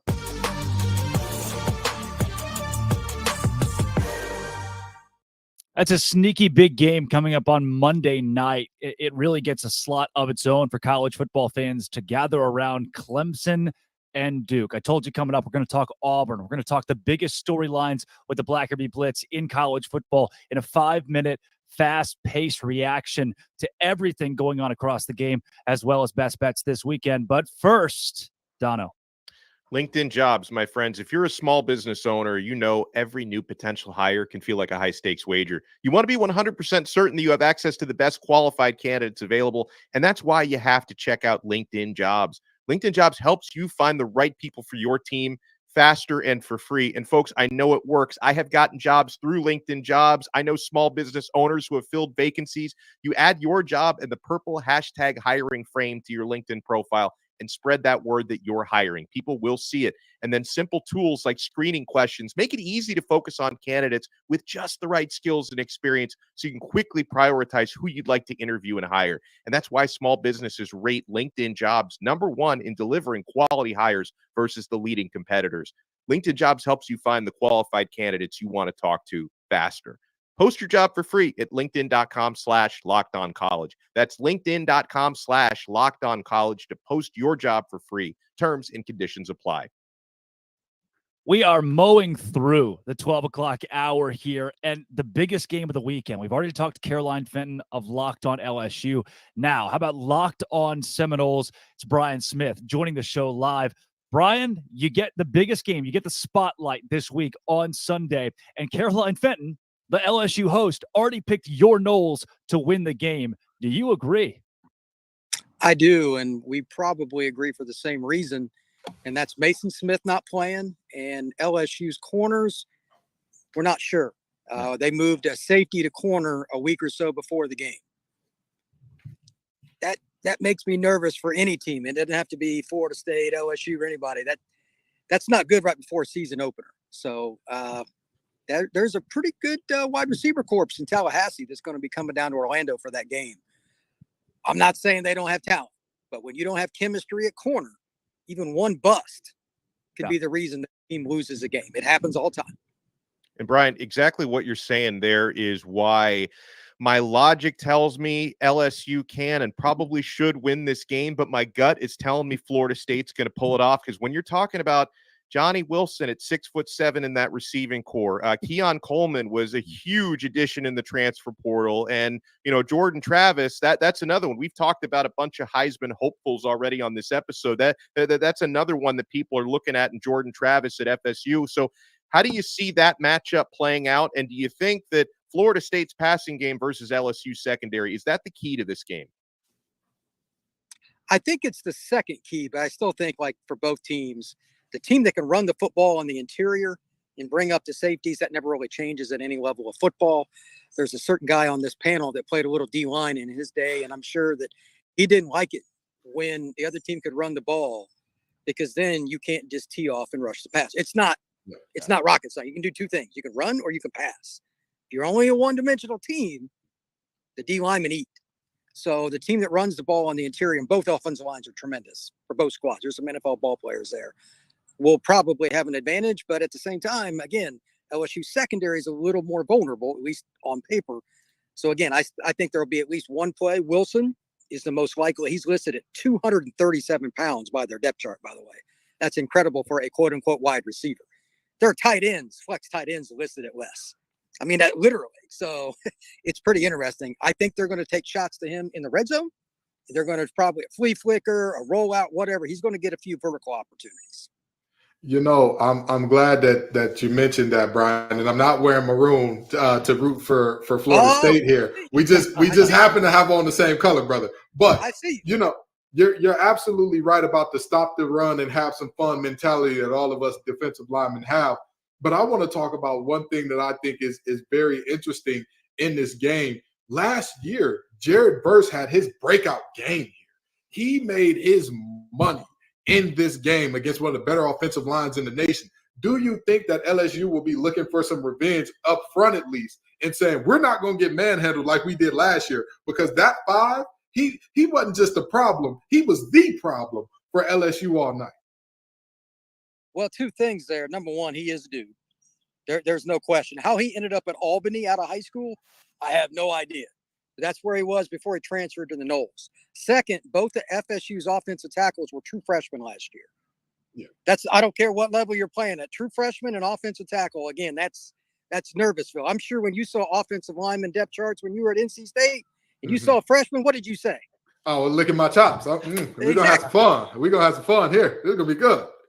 But both those guys are sophomores and have physical traits that translate to the National Football League. I'm sure they're going to chip him. I'm sure they're going to do different things. But also, Florida State is inevitably going to move him around. He's not going to just line up at the same spot, do the same thing. Special players do special things. Harold Perkins will move around for LSU, too. He's another guy that, he's going to eat some tonight. He's going to play inside linebacker, but I bet they're going to move him. I sure as heck would. So you got to find ways to get Verse loose, stunts, different blitz packages to open him up, whatever it is. You know, I'm gonna just say this. I'm jealous of you. You look like you're living in paradise right now. Hell, a great virtual background there, Brian. Really good virtual background. Listen, yeah, it's not. That's the real deal. And so I'm gonna ask you this: if we're talking about the real deal, they're saying that this Florida State secondary is gonna be it. Jaden Daniels and company are gonna want to tear this thing apart. That is gonna be a big part of what LSU wants to do. We know Brian Kelly is gonna want to run the ball, but ultimately, it's a quarterback's game. We know that that's what football is turned into. Do you think that I'm missing the name, Fentrell Cypress and company get it done on the back end, or will this be a track meet on grass? I think it's the latter. I think they'll make some plays, but Malik Neighbors for LSU, that is a national football player in waiting. Yeah. The only reason he's not there already, he's not 3 years removed from the national or from high school. Right. You're going to have plays where he does his thing. The question is, can they get Mason Taylor the ball? Obviously, he's a very big-time player. He was the guy that caught the 2-point conversion against Bama, et cetera. They're going to have to move it around a little, but at the end of the day, it's Malik Neighbors for them. And they also have a couple other guys that were highly recruited. Let's see, Brian Thomas in particular. He was a big-time player. He's a big-bodied kid. If I'm FSU, I'm worried about him because he's 6'4". Kind of like Johnny, those up-top plays when you get in the red zone, look, man, on the outside, you can't, you can only put so many guys out there. That would be my concern. I've got the Noles winning 41-38 to put the perspective. Wow. I don't think it's going to be a defensive game. All right. Yeah, Florida State last year, number 21 scoring defense in the country, number 15 total defense, but the LSU offense is that high-powered. Brian, thanks for joining the show and giving us your take on LSU and Florida State this weekend. Thank you, sir. You all have a great day. Yes, sir. You too, Chief. Now, look, there's the rundown, Dono, on this game. If you're at FanDuel.com, are you taking Florida? We've heard so much about Florida State here, but then there's the mighty SEC that people love to scream about. Where do you lean? I still lean to LSU over FSU. And listen, I know that obviously based on the season Florida State just had last year, Mike Norvell is starting to change that narrative. He still has a poor record against ranked opposition. And LSU last year in that season opening matchup, it was mostly self-inflicted wounds why they didn't win that game last year and Florida State was able to hold on. And we saw how much better LSU got as the season goes on. Jaden Daniels, and he mentioned the receivers and Mason Taylor, the tight end, who's going to be a big part of that LSU offense. I'm still leaning to LSU, but the part that I agree about wholeheartedly is high-scoring football game. Because, again, Caroline laid it out with LSU secondary. Brian talked a little bit about it with how Florida State can attack it. I still have nightmares, Drake and Kenton, about what Florida State did to the Miami Hurricanes last year. Basically just scoring points with complete – it was a game I never want to rewatch as long as I live. And, Johnny at 6'7", Keon Coleman, that addition for Michigan State in the transfer portal. So I think a lot of this season for Florida State is going to be, does Jordan Travis find the sort of consistency he was developing late in the year last year? Because he can be such a dual threat weapon. He's been inconsistent at times during his career. So if he can have the type of season that they all want him to have up there in Tallahassee, they can take that team to new heights. I'm still leaning to LSU, but would not surprise me if Florida State can cover that 2.5-point spread or even win outright. Ken, what do you got? One thing that I find super interesting about the game from last year is you could tell that there was a little bit of trying to get guys to buy in to the program still at LSU. Yeah. And Florida State was already beyond that. And that, I think, was ultimately the difference.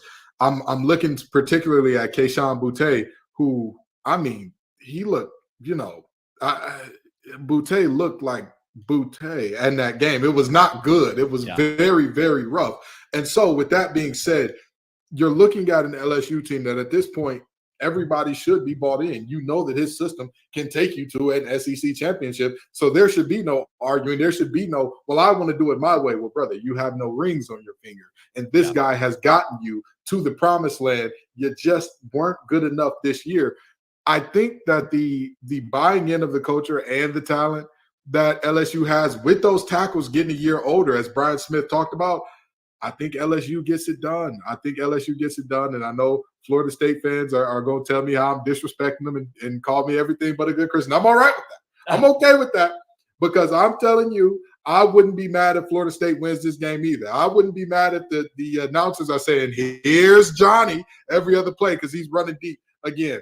But if I had to put my money on it, I go with LSU. Again, LSU if I was on FanDuel, that's where I'm going.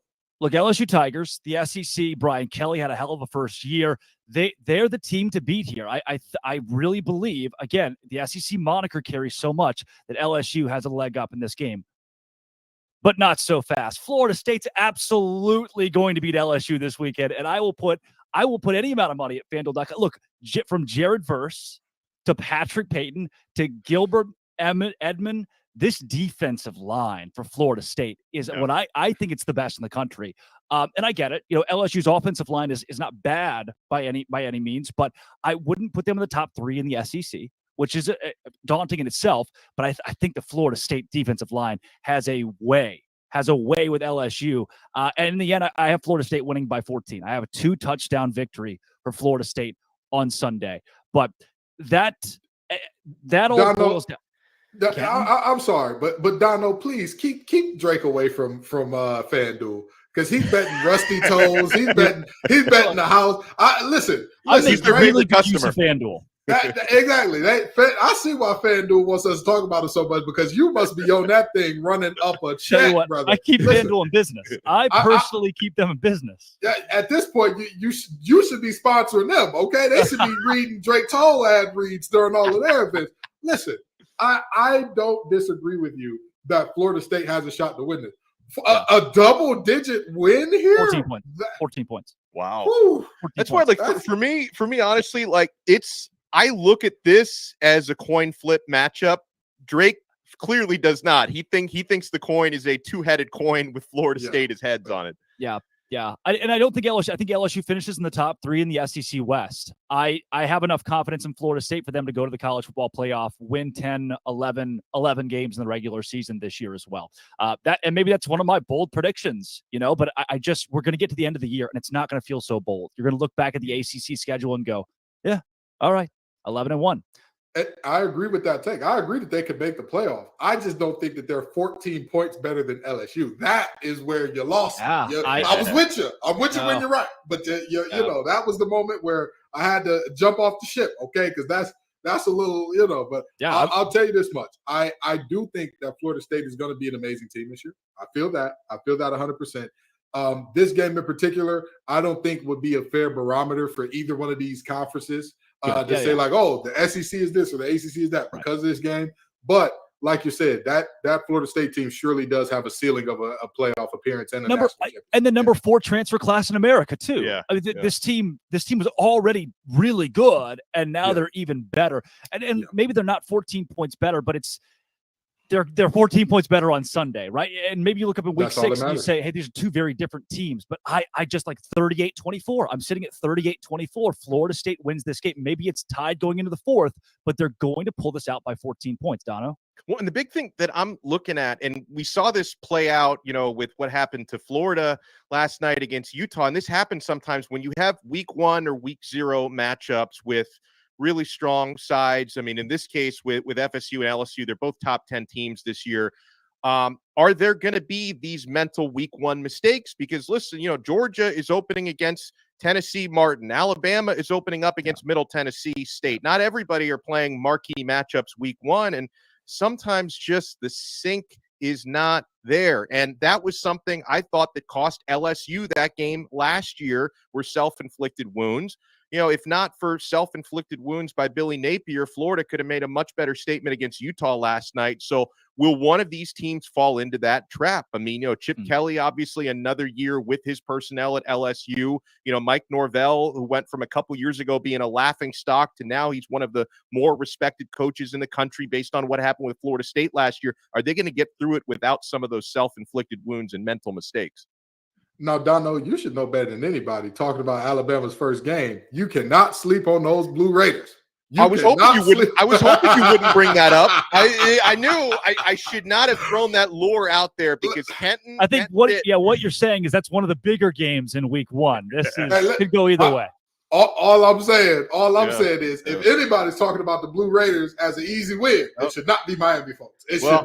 I have that much respect for Alabama, Kenton. That's what I did there. I don't think Nick Saban is going to fall into that trap that the worst Miami team in 20 years fell into last year.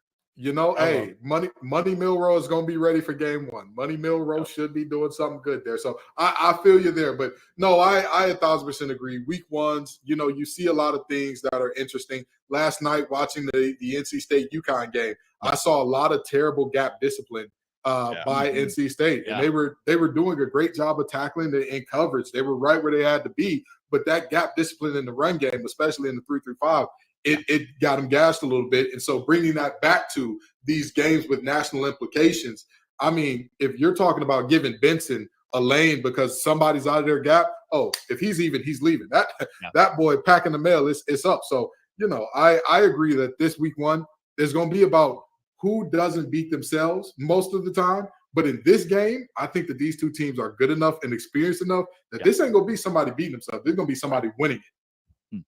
Well, here at Locked On, guys, we know that Zach Blackerby is our grand puba of all of our college shows, and I'm sure he's got a great take on LSU Florida State. At the outside world, though, you know him as the host of Locked On Auburn. Today, he is here to throw punches across college football with the biggest storylines in the Blackerby Blitz.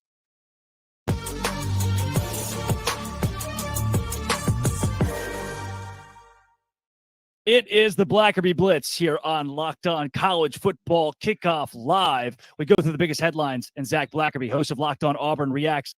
New quarterback at Georgia, new quarterback at Ohio State. This Beck kid, the pictures are great. What do you think? I mean, you got some powerhouses, Alabama too, with new QBs at the helm. What does that change? I don't think it changes anything. And I think when you're a top-tier program in college football, it's kind of fascinating because this isn't like this at any other level of competition, but we've seen Alabama win with subpar quarterback play. Then they started getting good quarterbacks, and then they were even better and unstoppable. And similar things with Georgia. I mean, they were winning before Stetson Bennett was good. Like, let's don't act like Stetson Bennett was always a good quarterback. He kind of grew into it because he was forced to constantly be at the level that all these other Georgia athletes were forcing him to get to. And they kind of drug him up. By the last year, his 12th year, Drake, of playing college football. All of a sudden he was good. And he's actually doing something in the NFL preseason. Props to him. Yay, Stetson Bennett. And I think Ohio State's the same thing. I mean, just the talent around these guys is so much higher than all the other teams that they're going to play. It's going to come down to the same teams regardless. So I don't think this is a big deal. And look, Locked On SEC host Chris Gordy, he has been waving the flag for Carson Beck to win Heisman. Our friends at FanDuel, the lines, he shows his Carson Beck for Heisman ticket to anyone who asks. So be sure to reach out to Gordy. He'd be happy to show it to you. I love the mention of mediocre quarterbacks winning at Alabama. Blake Coker, I hope you are watching. Zach. Jake Coker. Jake Coker, Wow. Blake Sims. They both won. You fused them together, Drake. And that just proves my point further. Zach, East Carolina, UNLV, and Bowling Green. 3 teams that will play Michigan without Jim Harbaugh on the sideline. Do you think the Wolverines are just shaking? I don't think they care. Jim Harbaugh may like it. Who knows? But like, I know they're getting a lot of flack. Michigan is for this self-imposed punishment, I guess, because it's really a slap on the hand. Because who cares? But one, like, they don't really have a hard 3-game stretch because Michigan plays no one other than Ohio State, and they could lose that game and still make the college football playoff. But also, who cares? Who cares? I mean, the fact that he's having to be punished at all for buying some kids some hot dogs, get out of here with any of this. Let the guy coach. Yeah, they're not going to need him for these 3 games. It's a joke of a suspension, and it's, again, slap on the wrist just to say that we did it. Speaking of doing things to say that we did them, let's go to Arizona State, where the 2-10 Sun Devils this year won't be able to go to a bowl game. I cover Auburn, right? And for basketball a few years ago, Bruce Pearl's like, you know what? We're not going to the NCAA tournament this year.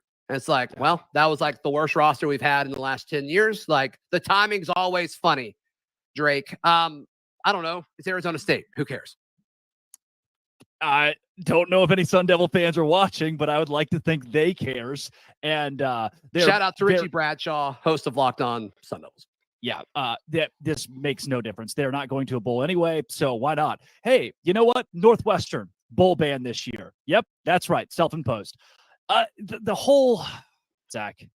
Yes. The whole Auburn coaching thing, Brian Harsin didn't work out in the end. So they've hired an upstanding American hero, a guy who has coached from a hospital, a good, strong Christian man, Hugh Freeze. Yes. Is the new Auburn coach. He has hired deposed Baylor offensive coordinator, a deposed Baylor defensive coordinator. And I'm sure that you couldn't be happier with all of this. Well, to be fair, last time we got somebody that Baylor didn't want, Auburn won the SEC West with Jarrett Stidham. So I think maybe there's something to that, Drake. No, the potato famine at Auburn is over. The Boise boys, the potato posse, they are no longer with us, and everybody couldn't be happier. I'm actually wearing a jacket right now, and it's very hot in Alabama, but it's freezing throughout the SEC because Hugh Freeze and the Auburn Tigers, they are issuing a freeze warning starting this Saturday when the Auburn Tigers host UMass. Do you think that 5-7 Auburn takes the pity bowl or rejects it before next season? I don't think there's any chance Auburn goes 5-7 this year. 4-8. Zach Blackerby, you heard it here first. No. Locked On Auburn. Oh, you're the 10-2 guy? I'm the 7-5 guy, which I think is a very measured take. Yes. 7-5. Auburn is back. 7-5. That's Zach Blackerby. The Blackerby Blitz.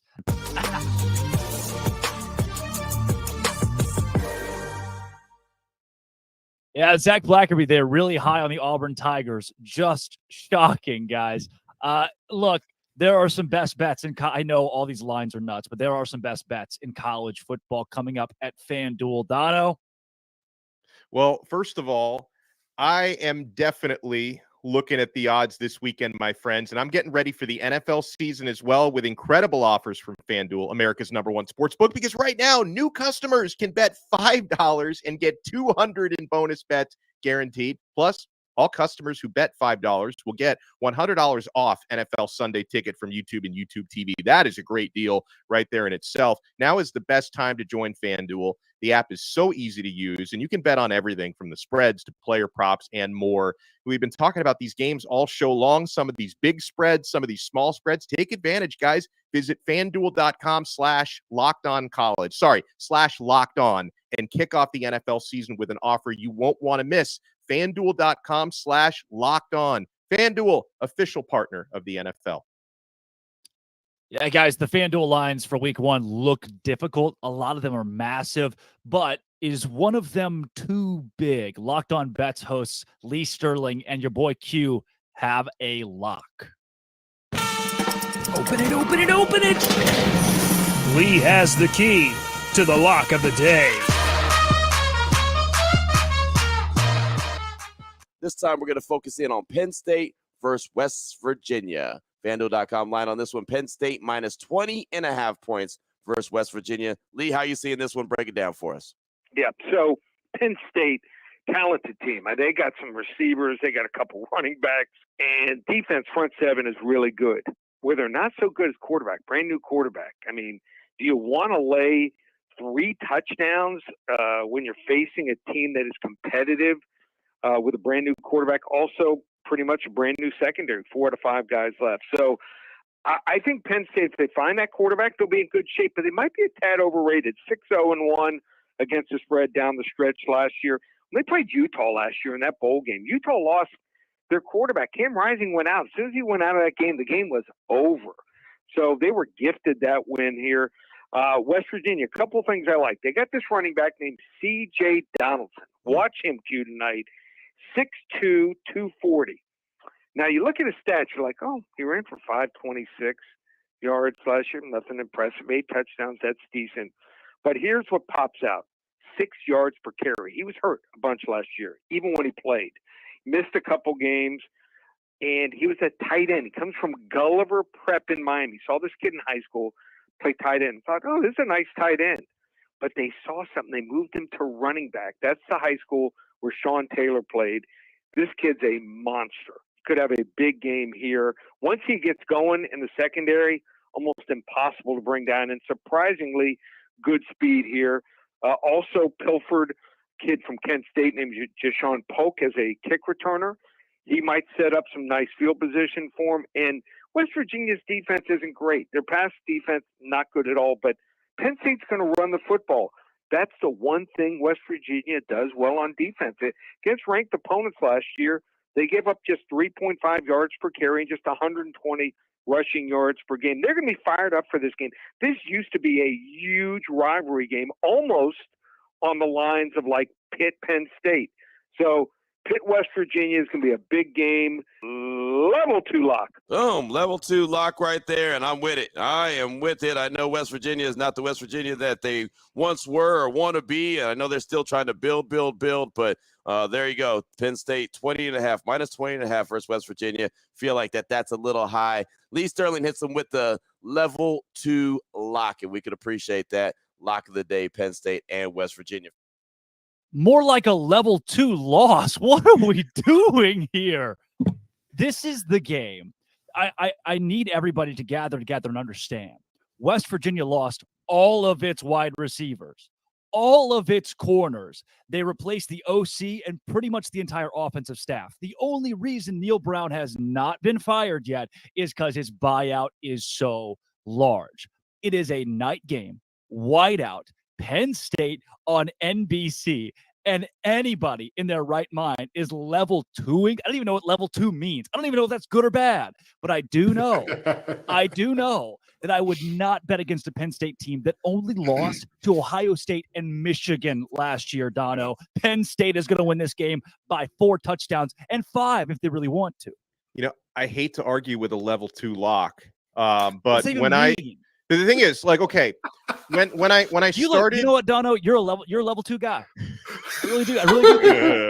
Level 2 host, baby. Level 2 host. I'm not even going to bet the other side of it. I think I'm just going to sit this one out because on the one hand, listen, I am keenly aware of the handiwork of Penn State's defensive coordinator, Manny Diaz, and I feel like the other shoe is going to drop at some point, and they're going to get burned in a few games this year. I just don't think West Virginia is the team to do that. And so when I start to hear the logic behind West Virginia covering a big spread, a 20.5-point spread, then I start to think, okay, well, the game must be in Morgantown, right? No, like you said, Drake, it's a whiteout game, night game, Happy Valley. I think Penn State's going to win that game by 4 touchdowns.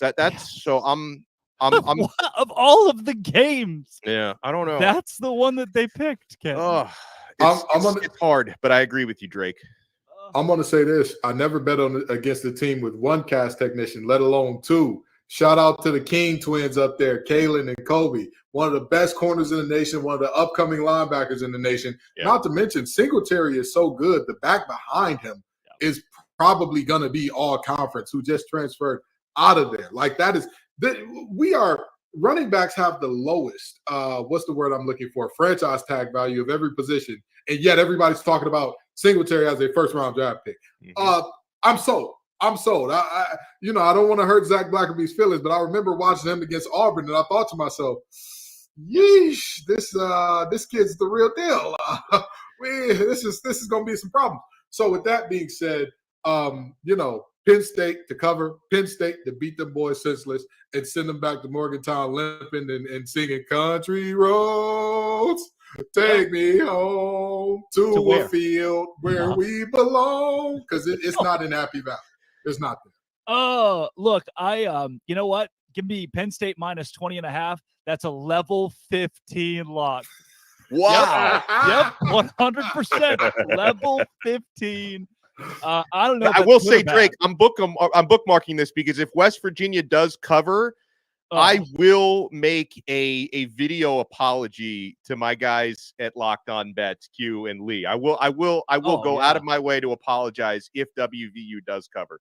Your boy Q, Waco's own. Guys, I've got Penn State all day. I went to FanDuel, saw some of these lines. The one that I'm going to pick out. So Look, I'm a Baylor grad. I graduated from Baylor like 3 months ago, right? So I'm supposed to root for them. No chance they cover 28 points this weekend. They've got Texas State, and a lot of these games get overlooked, like Oklahoma, Arkansas State. OU's a 36-point favorite. They don't cover 36. They get backdoored to 28 or something like that. Baylor this week, G.J. Kinney, the new head coach at Texas State, we had him on our show. Unbelievable. He went 12-2 his first year as a head coach in college football. They're going to play this game close against the Bears. They have one of the best recruiting classes in the country. 28, too much. Baylor wins this game by 17-21. Blake Shapen, still a liability at quarterback at times. That's one of my picks this week. Dono, what do you like on the board right here?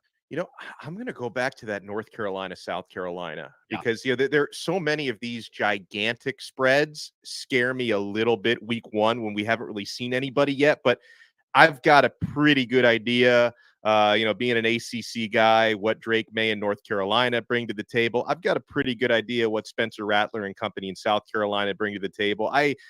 I like the line, but I like UNC to cover -2.5. I see the Tar Heels winning this one by probably 6 points to a touchdown, and I think it's going to be an entertaining game. I'm looking forward to watching. Probably an offense explosion on both sides. Whoever gets the football last will probably be at an advantage, but I think Drake May is going to have a field day, and I think they're going to cover. Yeah, so in the battle of the orange teams here, in terms of Tennessee and Virginia, last time there was a battle of the orange that Tennessee was involved in, it was in the Orange Bowl, in which they beat Clemson handily. They are going to scold UVA. That game is going to look very bad. As soon as I heard that Chico Bennett wasn't playing, I don't trust Tony Muskett. I don't trust Tony Elliott. I don't trust that team as a whole. And it's really unfortunate with all the things that they've been through. But, at some point in time, you've got to play football again, and you got to look at what's going on in front of you, be where your feet are. And I think that their feet are going to be in the air a lot because those boys from Tennessee are going to be picking them up and putting them down forcefully. 27.5 ain't enough. Tennessee covers easily. Yeah. Other two that I've circled here. Welcome to the ACC. Cal -7 at North Texas. I think North Texas covers +7 here. Cal's just a bad football team. So if you want, take that for what it is. They're just not very good at the whole game of football. North Texas at home, chip on their shoulder. They are facing a team who now got a grant to the ACC. They're going to come out firing and at least cover 7. Cal might win it by 3, but it's going to be ugly and terrible. If you have, I think it's ESPN Plus. If you have ESPN Plus, don't watch that game. And then another new ACC team, Stanford. -3 at Hawaii. Stanford is maybe the only Power 5 team that I could see going 0-12 this season. I have mapped it out where they might not win a game this year. And that you're giving me plus points with Hawaii. You're giving me a plus money line on Hawaii. Give me the Rainbow Warriors all day long. I don't hate that. It's really, it hurts for us two ACC guys to look at this and say this, but you're absolutely right. That Stanford team, it's a little bit of a train wreck in almost every regard. And you're telling yourself they're also traveling to have a time difference that puts them behind, which West Coast teams are not used to. That is insane to put a West Coast team behind their normal time zone. It's right now it's Pac-12 after dark, where the Pac-12 is going to get packed up after this game in terms of Stanford. Getting the Rainbow Warriors and all that they've been through and what's going on those islands and kind of the rally cry behind them. I think they cover and win this game outright. Yeah. Well, Dono, before we get out of here, let's take the big one. LSU, Florida State, final score prediction there. Yeah, I'm going to go with LSU to win and just cover by the skin of their teeth. I'm going to go with LSU by 3. So I'm going to say pretty high scoring game based on, the quarterbacks and the defensive secondaries. I'm going to say a 38-35 LSU, which means I'm going to have my popcorn ready for this one. Kenton, same question. I think that these defenses are being disrespected just a little bit. I think that there's a lot of offensive firepower here, but I think these defenses are being disrespected just a little. I've got LSU winning the close one, 28-24. This game for me, 38-24, 14-point win for Florida State in the end. Again, it might be 24-24 going into the fourth. I have too much confidence in the Florida State defense for them to give this game up. I've got FSU being the one bright spot in the ACC this weekend after the addition of SMU, Cal, and Stanford. Guys, that is Locked On College Football Kickoff Live. Alex Dono from Locked On Canes, Kenton Gibbs from Locked On ACC, Drake Toll from Locked On Big 12. We'll be back live next week. Thanks for making Locked On College Football Kickoff your lunchtime listen every single Friday. We'll be with you all season long, covering the biggest storylines in the sport.